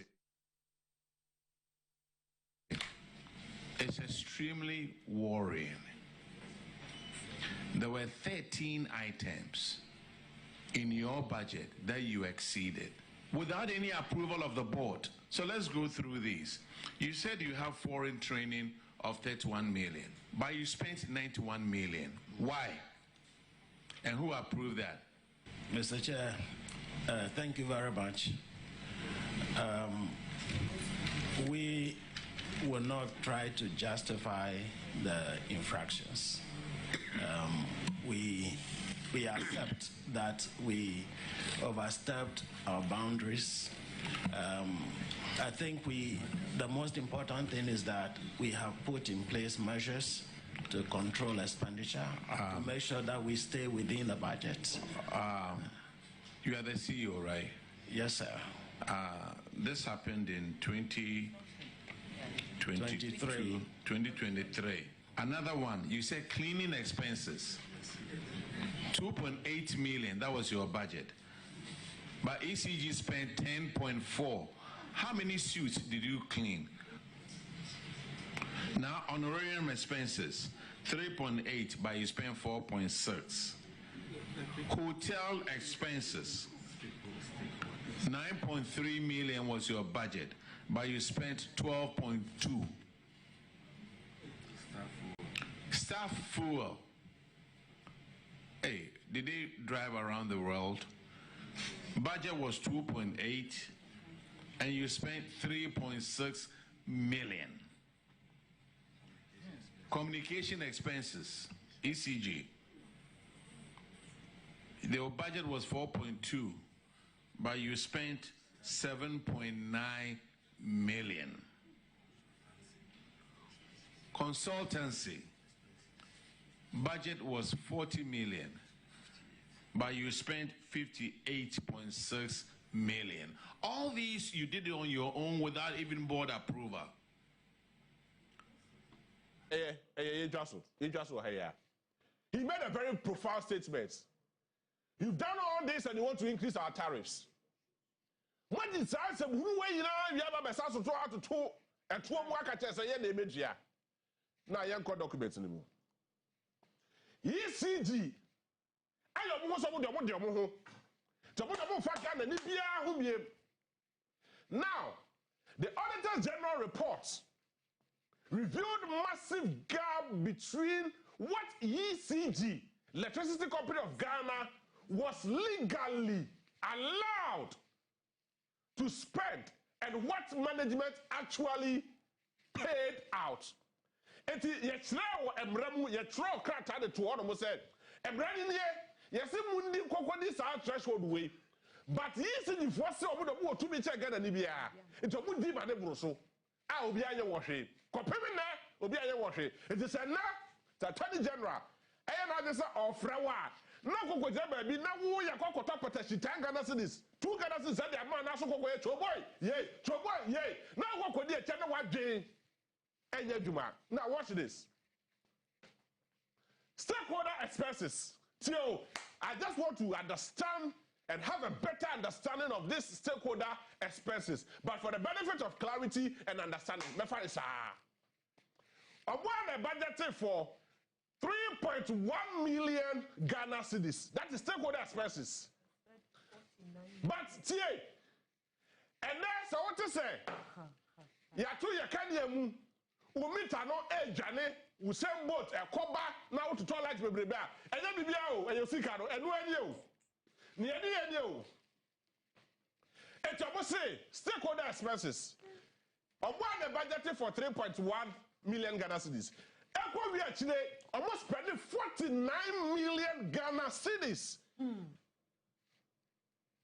million Ghana cedis. On one say, on one of the budget for you and the trust say, you remember Fiat go say. Remember JB say, remember God will say, remember Taro say, remember Chu say, remember all the cameramen say, ni na ko we 3.1 million Ghana cedis. Yati say, yes, they are mamu. Yeah, they are some fanko. Na go we today. Na yi si for hwe Nyankopon nim. Ada no we chairman bo sebati ko. Spending over 49 million Ghana cedis. Sir, and your stakeholder expenses. Yes, no problem. Foreign training. Foreign training. What the effort is stakeholder the crowd body and independent power badges for and other ones so crumble to them that say for now. It's what they are or what they are. But yes, foreign training. Foreign training, no. And I used to for Nankasa budget for 31 million Ghana cedis. Yay. 31 million Ghana cedis. Echo we actually no more spending 91 million Ghana cedis, over 121%. And you told me, sir, and we, as I make I call for board approval. As I make I call for board approval. And you do all these things, and you come and tell us, sir, you want to increase our tariffs. When the approvals are there, we. ECG spent 91 million Ghana cedis instead of 31 million Ghana cedis. It is 60 million Ghana cedis. Go for the action. I must say no kwa. Now watch this. Thank God, this one will shock you. Publicity expenses. You ever call radio so? You ever been on your TV? You ever been call all the graphics?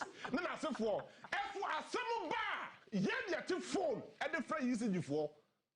No matter say, yes, shadow, I say, you do so plans, and that's for it. I say, it's free, but covenants now, yes, or more publicity expenses, 5.7 million Ghana cedis. Or what about you? It's the say, all the stations that we're going to have crying now, say, I would fear for you. Priority, almost for press conference. They pay, they give you press conference. What press conference? What is in the press conference? What is Canada? So, I want the budget. You only have to some budget to cry correct. Now, what we actually Sika Omudi at the car home. It do 21.8 million Ghana cedis. At the 7 previous Ghana, yes, Jimmy and Ayansa. Let us be real to the system. Let us be real to ourselves. You see, before say publicity, you know, obi them. The border rule. All over the years, what you get there would see me. And here for publicity, the workers who said, you see, before your publicity, and the about media, so Ghana media, Yakwaji Oscar. Tagoji Bida. What could you see the press conference? Oh, jai. Not fair yet to me, or what a budget to cry the Yamia. Budget to cry the Yamahi. Overspending. 5.7 million Ghana cedis. It's a net, your friend used in India, Godwin, only now friend used in India now. Because of my trouble budget, there are 2 or more. Say, Ghana, you bet here. It's mean there's a sales for accounts for. Yes, but sometimes we call ECG for clarification. For whatever reasons. Now, for reasons, no movie I catch us said that you knew to be focused on you fear about 10,000 Ghana. And I got I just can't hear one. Pass some question on Pacho. As a Roman software say, I want to answer my year king. No, yabby, Father. I dare ye, would be ana. I said, now, ye, would be ana. It's the same as ECG. ECG is over publicity. Publicity, why our Hifa, and a mutia that 5.7 million Ghana cedis. Now, come here today, I must spend 21.8 million Ghana cedis. Our Ghana had to say, and nobody could answer anything, and the butcher. After your market, as at that time, could not say anything. Listen there. You generalize a man who quit Quabrania. They are doing your conform what you might perform. No matter what you let it. Trouble, yea. Not a protection. One Ghana citizens, the amount. You can say a political witch hunting. You see, you say a political witch hunting. Just because Quabrania, what is the Casicano, when you need publicity. Yes, 5.7 million Ghana cedis. And then one I must say, Mama for Yatiase. But the city and the Yako spending over 21.8 million Ghana cedis. Now tell me, somebody should convince me. I call for board approval. Not board chair at one more, not board members at one more, not paying the pound. That's why ECG. Or listen to what more here. Yay. But what the old Abraham, what the cat. What's the I will meet them near the oil. Near the what's it? What's the name? Now for a guy. But ye can ye cheer ye. It's a Salaka, this can be near my who's here. No, if I know. Near here, now you see the first time I catch yourself to talk. Can you boom? I am my what sense does it make? When you have overspent this amount of money without any justification, you have other expenses in this room. And you want why it will shock you. You see, some of the realities in the world, you can't say you can't, and you Ghana. Are you telling me, say, as of now, and maybe anyone more, a chess uncle for Wayana? So, why is the former Director General of ECG? Where is he? What do you call him? What do you cry? I don't know. I don't know. Attorney General. I don't know. General and Nanano. Every time you see Auditor General report, actually indicated clearly, say, Bobia Akoso, they should also investigate Cronobono. Now, I got something which is there. I'm going to be a Obi a person make it because na that funny way. Na that funny way. But I want to go. Woo the opa. Just 1 second. You want just a legal connection. Ya chiwatum. I don't want to. What have done 20 years because unobia. Obi kura kwa koka. Aha. Say my illegal. So that is the reality on the grounds. Yes, see. Share. Look at the difference. Matter mame, the other one, the other graph. You hear the difference between the amount of money they budgeted for and the amount of money they spent. Over the amount, the extent of damage, Kofu ya cost wa Ghana ha. Ni ye ba be ka kire kwa brade say, ye si ka no kra enso ye, nti ye pese toto enam kania bu mu. E na kire Ghana for. Which part of this world will be reasonable well enough to tell us to say, these are the figures, these are the realities, and you want to just impose tariffs on us? Yay. Figure in the reality in the now you're not being imposing tariffs on us. What are you trying to tell us? Almost said that you think Ghana had to say over 30 million plus the enemy answer. It was say business entities, the business organization, business owners, or more Ghana had to say or more running business. All in the name say you can see a Buama Ghana Yakabeshe. Na Yababesha, na Nyama Asay. All in the name of this. Now look at this. Watch this on your TV. Share the publicity aspects. Share black cleaning. I was over here cleaning. I don't know the type of cleaning Moyan was assessing. So, yes, black cleaning. I'm about budget 2.8 million Ghana cedis. I don't quite know so. Yes, why? Yes, why? I don't quite I don't quite the idea so. Now, all cleaning aspects now. It will amaze you. It will interest you to know, say, share. Ya share how masanema bebre asa wo Ghana ha no mu say ya ye ka say ye ko ho asem ye ka ho asem emra bia ni wono mo a atimi ate sa nkofo we nene oye wa je so kwakwachi wona ye say there's something called political witch hunting. Hey, see the person Ghana here it is nkofo bi nti be Ghana mra ye adwuma. No, somebody should tell me. Say because of using for Ghana mra ye adwuma. Because of somebody's interest in I'll be so shocked to see and to hear, say, Attorney General, your friend say, Dominic Ayene. Say, want to me first uncle for where I found I'm a young Portuguese.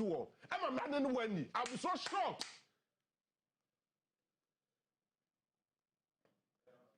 May I say what this guy way a forensic audit report by the same ECG. So you cannot tell me anything otherwise. And you see, this is the kind of activities that so you really about imposing the guye me if you talk about Abraham. You know you see any hoshe. Now small businesses are most afraid of more fair. Business afraid of more fair. To say amen. And then paying for that from Ofifano. Not for the South, how they go so. No, yet to me, a car and you're reasonable well enough. Just say cleaning. Just watch this. Cleaning. About by 2.8 million Ghana cedis. They ended up spending 10.4 million Ghana cedis. That is about plus 271%. Which country? And the war assassins who are reasonable well enough. The best idea, best idea we are so. Now, I could be as also shocking. Consultancy service. Consultancy service, no. I know we. Aye. Consultancy service. I'm working on budget 40 million Ghana cedis. And I confirm the mao management the mao. Echo we actually. Almost spending 53 million Ghana cedis, over 46%.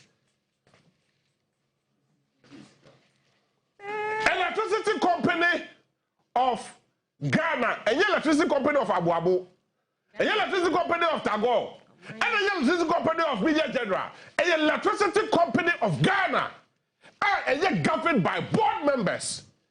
I am so one day.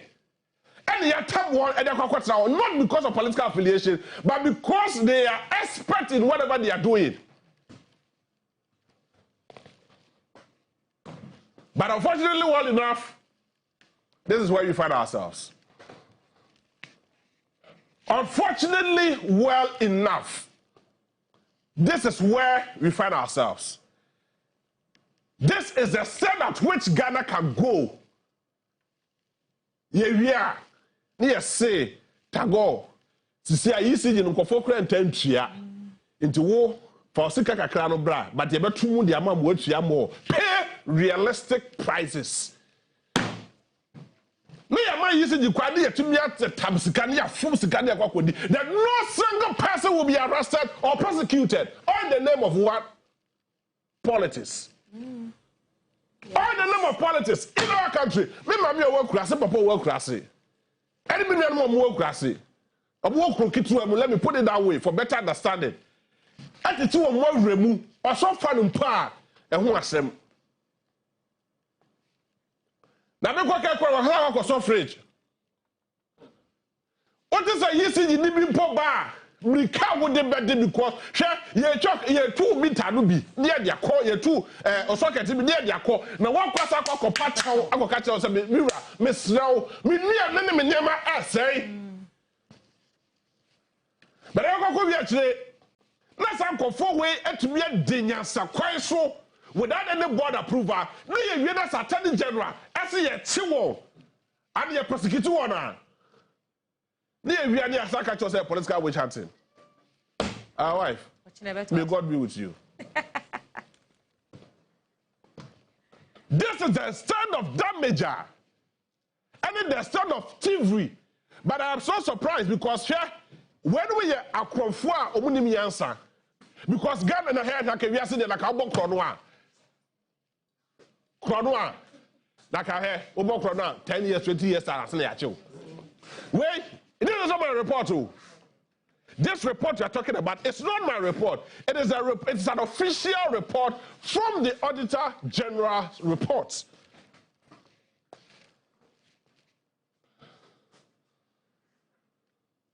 It's an official report from the Auditor General.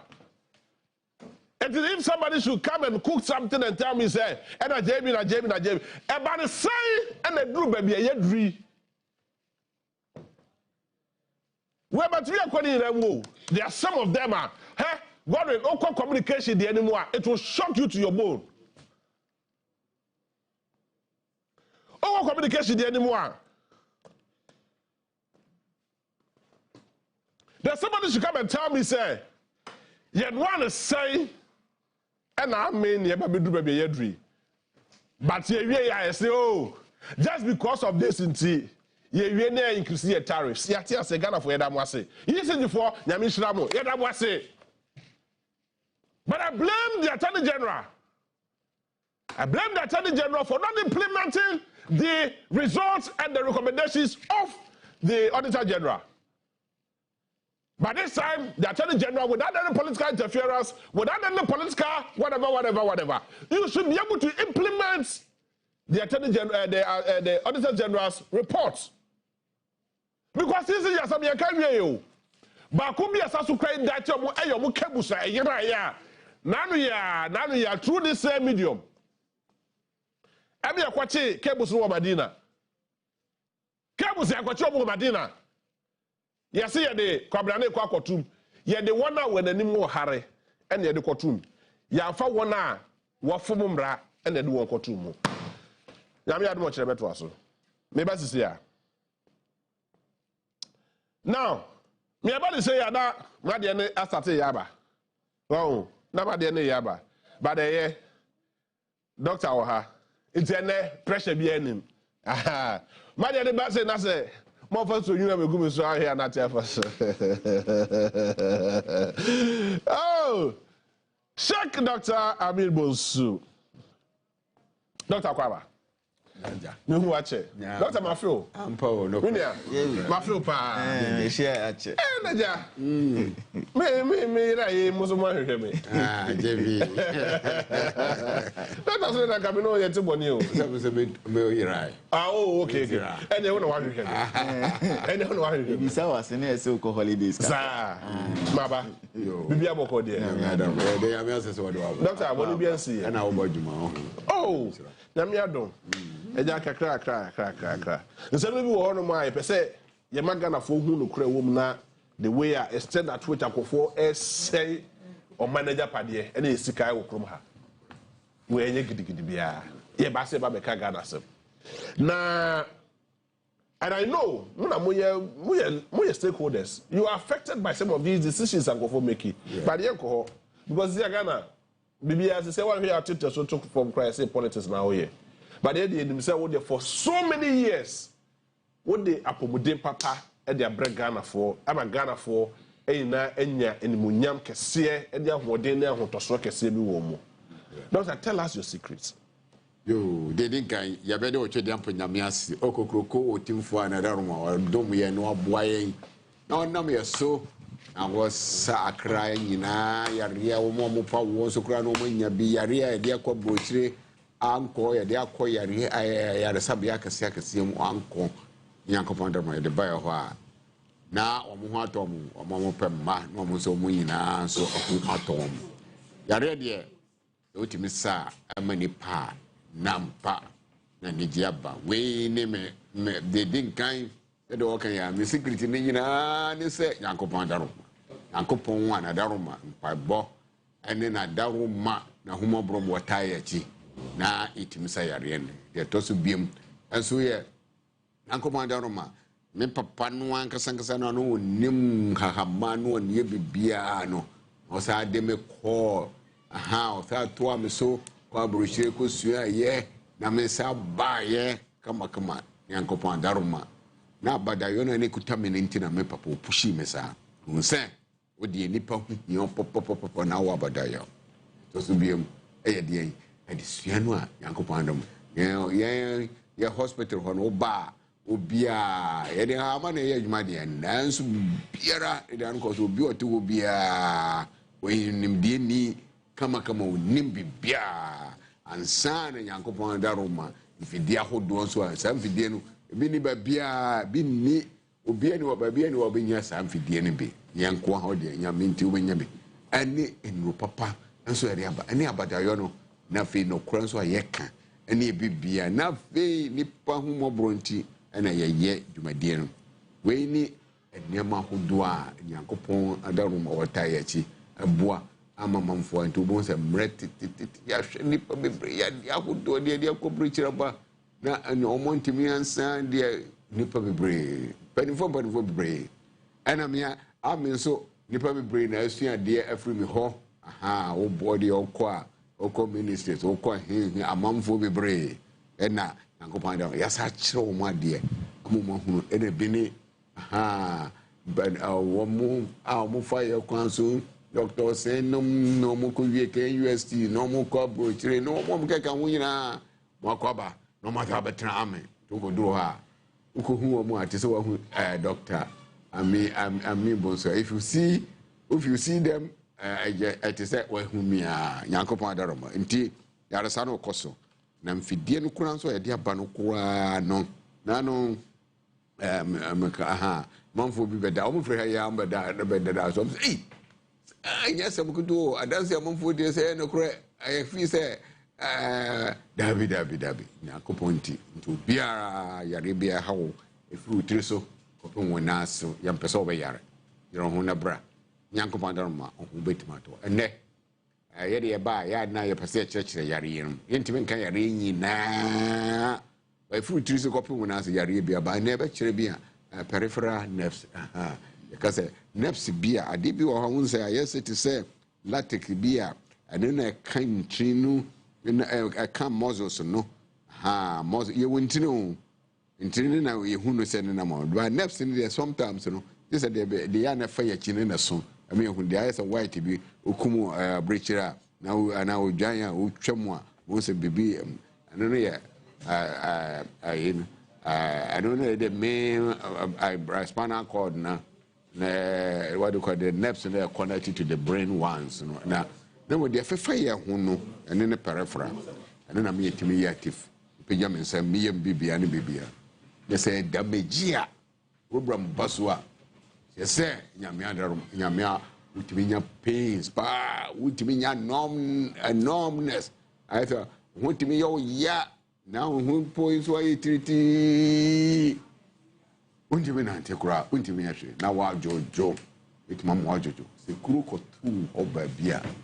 Yamwa, nature said, oh, your cocoa channel because naps in your Juma will be a quiet Juma, which might conform in your shade. But I'm in the Yaminti, Obaha, Yankupunti, and they go for by you. The Yamada Roma. Obi anyhow about hot more for that's the Yama. Inshallah. You get Ghana for that's because we make Mammy crack a home view. My mammy catches a doctor with the Adaroma, Adabraka. Mammy, mammy, Mr. Mammy, but to be able to mammy. But it was a good testimony. But Mana say about Shalaba by a video, Angasa. Inshallah. But other ones videos of why any nano, Magana for no more that's the year. You call the good old Amen Scientific Herbal Alternative and Medical Hospital. Our doctors for doctor now. I don't say for 41 honey. Wow. Nagopa Daroma, a bachelor Yariam. Now, said to cheer.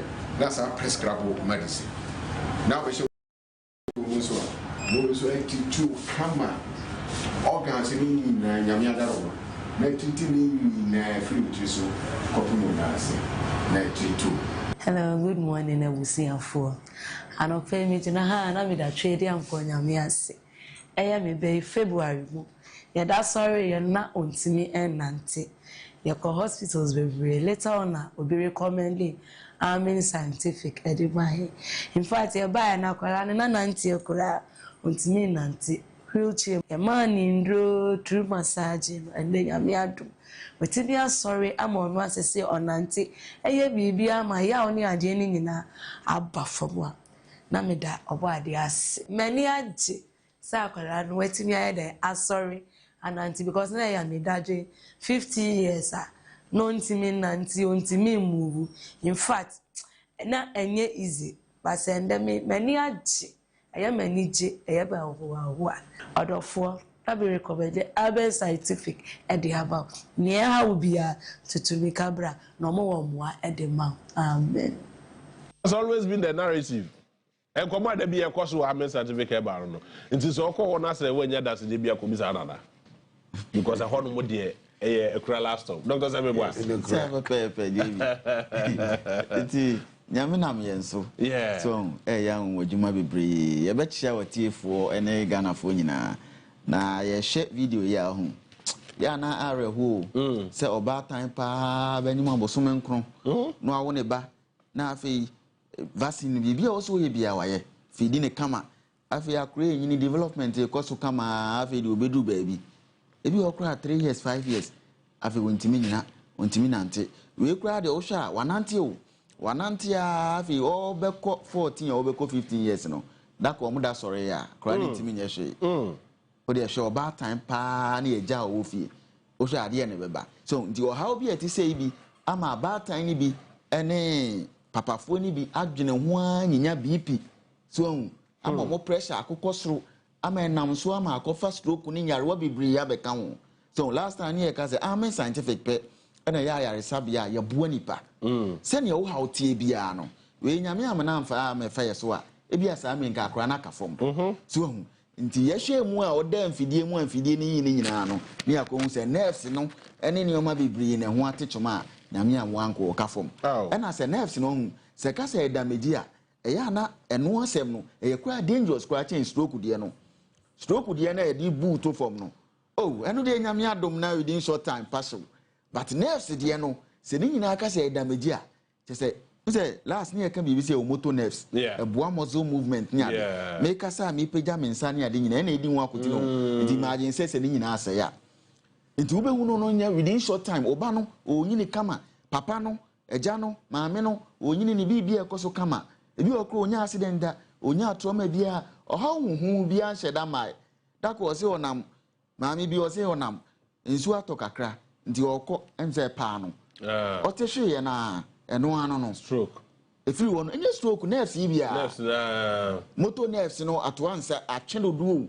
se ayeden o na afi nantia ni nyina ama so nerves ya yetimi ka se obi o ho anakoma no etimi bo peri yesi oni BP oni akoma yare o moja chese yaye bibia ye hu de ha no so de bia anakoma ebo peri but they said na doctor wo ho draw wo be she amen scientific afidie mu a bonsi ya kire wo se o de nerves obi Johnson no nim se o lose bladder control no nerves e be send message akoma adwene ne se o Johnson kru wona ye ma nti ko Johnson no ntimi nya adwuma nti ono oni prostate nya ekese so ena enye se bi asebe na no aye gu ne ho ohun hwe so nyese wonya bi a prostate bi anase ayekese anase wonya cancer bi anase wonya Johnson yare anase kire yare bi oni sa o haw ni bia enso nerves kru ya so obi ye funu no sebe no anse ye woja ne na agu ne ho sa nerves e be buadi mu akotene no ni nyina enkoyie da bia obonso obi ni titimi pai ni sa so se si neurons ni ade wo ya adwene mu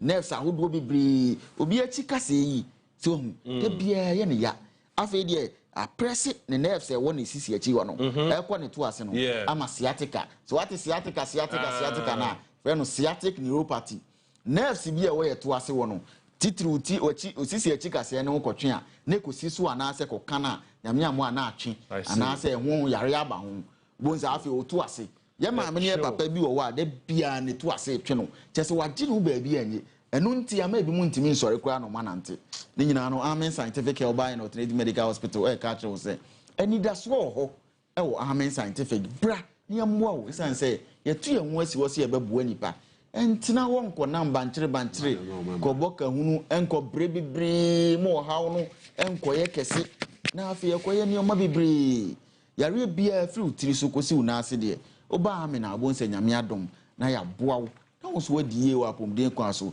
esan se brebia ye kasa apomden e ya ahonya na enim se ya na bi mo nti ase na emom se yare kakra ye bo wo hu na de wato wo na se wo twe wo oje wo ba bia ni e wo na abon se ye ampa sa pomden ya ahonya esan se yare wo ho a untimi nkoye adwuma mpo no wonya sika nti Amen Scientific say ne odi etie bia wo na wo stroke diabetes ana ade and that's what to an amone bra ma make us the same way yes mama Ghana for you 90 years say baby a doctor I mean bon surgery yes o me pe o sika fa njefe there be what body bra wi o but nipa ho do exactly nipa ho mwa and person o de ejankofo yes because all yare a say be traders and obi otofu no adaka bia bo pa so bebe yes but then you be hospital bia and o person nipa ehun dodo no but se ko basa ohun dodo mpa bra Amen Scientific by alternative medical hospital there be na mama ka secret ba ko bi mama ka secret ba ko bi nkyerɛ unze papa oni adaje sa there se bia ye frɛ no ne ye invite no ama no ne ade no okɔ no oba onya bedru ya onim fair statement obusa ho ofrɛ e bia doctor Brafi anase bia otofa hospital no oba first no bebusa on say mo yarefo no ho te sen mo yarefo no mo to mo de first no bebusa no then ke sika no opa say ne oba na mobile mo nya sika gu wo de sika say no mo debi baby when you no person can find you over years so say no two for catch na nado yeah first no bebusa two for catch na nado say baby when you no person can find you we wa so person can find you yes baby doctor baby what debi one person can find you the first no doctor mo numbers nko mo yarefo no ho tom na je say abadaya ne tema ene adwempa na ye papa ene Amen Scientific person obi biara enya apomden esansa yare o yare amafie bebri emu agija ohia ne ahokyera mankura abo asesa titu anamo ne bra Amen Scientific na nyame timinti oso benya apomden Amen de aso ene doso Ghana ha de ye wo baabi a 16 regions no ye wo baabi a na emum kra ha de ye wo domestic flat nchen wa ye wo ye ben domi market ye ben domi crossing ene ye ben tantra run about no na tantra run about no usi wo ho a go filling station wo o de also ko Amen sanes net flat wase wo na ekọ de o se wo ko train dade ne so wo no old Ghana Telecom wo no sa anso na obetimi anya taxi wo domi St John's school nanim ho a o de also ko Dr. Amin wo Amen Scientific anase Amen sa anso na akọ Spinters in Patamu wa ho no ye wala Shibi Klagon la shibi klago no ye ne go filling station no e ne din hwe ni mu e na ye ben ashama na bridge ne pa ba bia obi a se ne medical aka no Ghana ha ya so ye ben wo ti fa numbers ni ne frɛ make us say screen no numbers ni gu so fa phone ne twa ye so ye ne hu ade ne ntie na ye nkyro ana ye ma ye nkura ne nkyro nto ma ne frɛ amen scientific ye ka say ye wo ho ye adwuma saa so na oba ten bia no de biara ye wo ho no twi ekosi no onum no amen scientific wo fa numbers ni ne frɛ ye 0244 227192 0244 227192 020 722 9505 020 722 9505 0245 275 254 0245 275 254 020 722 9505 020 722 9505 Amen scientific yes saying allow Shafi Yankopon ene yaresafo na je say yare ben na amen intimi hwe odi anse obetu anamo no aba nyame adom obenya apomuden papa be hiraye na ye de nkasa no aba wiye nyame hiraye nyina yo yesre nyame so omo bia hunto no yam pese obeyare said the JB kan yam pese nka obeyare kura o ina ya na e pese church yare mu no so yare dia wo de fo ani hwe amen next ya etimma o memma so yamro peripheral nation be ma obi wa se be ma yamre na so be na next na wu next na yare na adi ni ko buchi kura adi but ya nyame aboye wetimi am ya adura ani ho kwan etimi ne san obi amra no se no ya no ka se ya open video no pa dia video no say ne bo no adi ani ke pe bibra to abofo kura fe kura no mo mo de mai and into 7 hospitals no 7 branches and I'll be timenya afidie no bi o friend number na about direct over bia obi afidie no bi adaso doctor yamishra o se munshra na fe edeba yamishra alright so any am scientific about National Medical Hospital but more than so be kɔ no na okwakonya wa yaresa ma me fa won call St Andrews group of schools admission me no kasa admission eguso ekoso den St Andrews oko baby bebre a watoto afa baby bebre Ghana fa na bebre oko asimfo so asese e friend St Rich's Senior High School saso e na oko Mankesima e St Luke's Senior High School oko Sefia Sanhene so ye friend St Benedict Senior High School e na new DBS so ye friend Lighthouse Senior High School. Duncan of friend, your friend of Mount Hebron College School. And Shama El Takrade, and so your friend of Golden Gate Senior High School. And of course, Teshi, a one crisis, so your friend of St. Andrews Senior High School. Mr. Rob, it is one of the premium senior high schools in Ghana.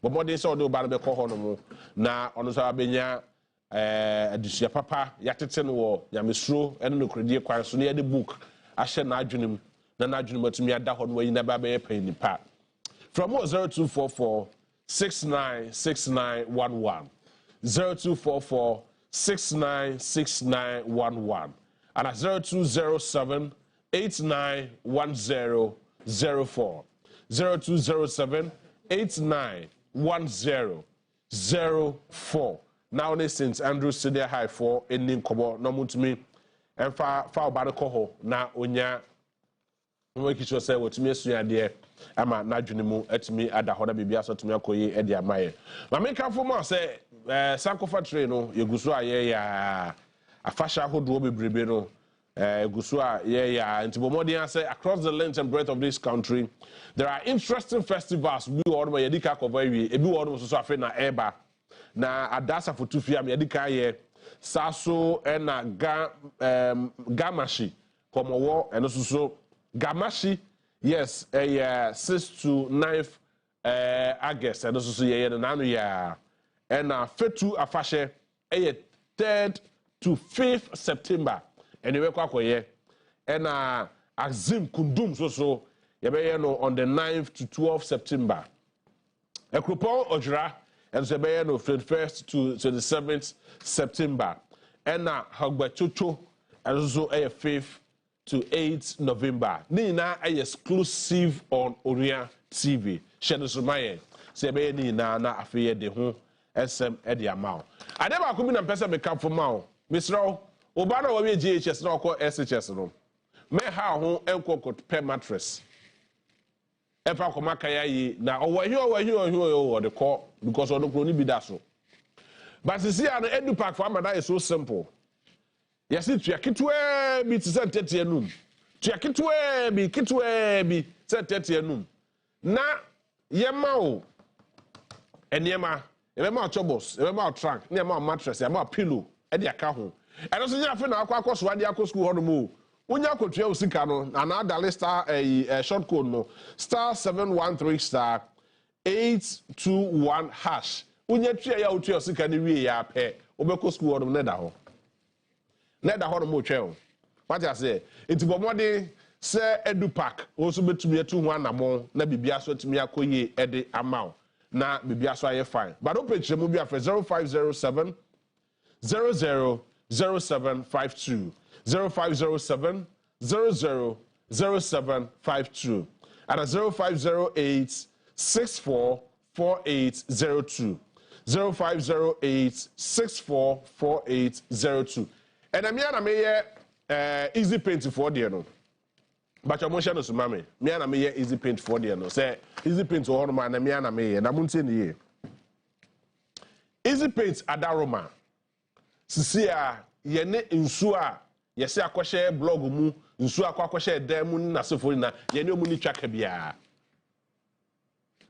ai enti mesro easy paint sɛ men kan kyerɛ wo sɛ at this point in time there is one thing you need to observe no more leakages ɛne number 1 sɛ wo dan enwunu wo dan yɛsei wo dan nsuo tɔ a na wo ho tete na sefo be pacho mema ne hawo easy paint for adaroma omo provide solution to your leakage and a dan so yesi awie na wanya paint papa amfa paint mu na dan mu efrufru na emu ye produce fungi na sefo ni na no ye wo easy waterproof paint wo hono mo a ye de dwiri ye de fa so a provide exclusive and extensive treatment what the can one and one no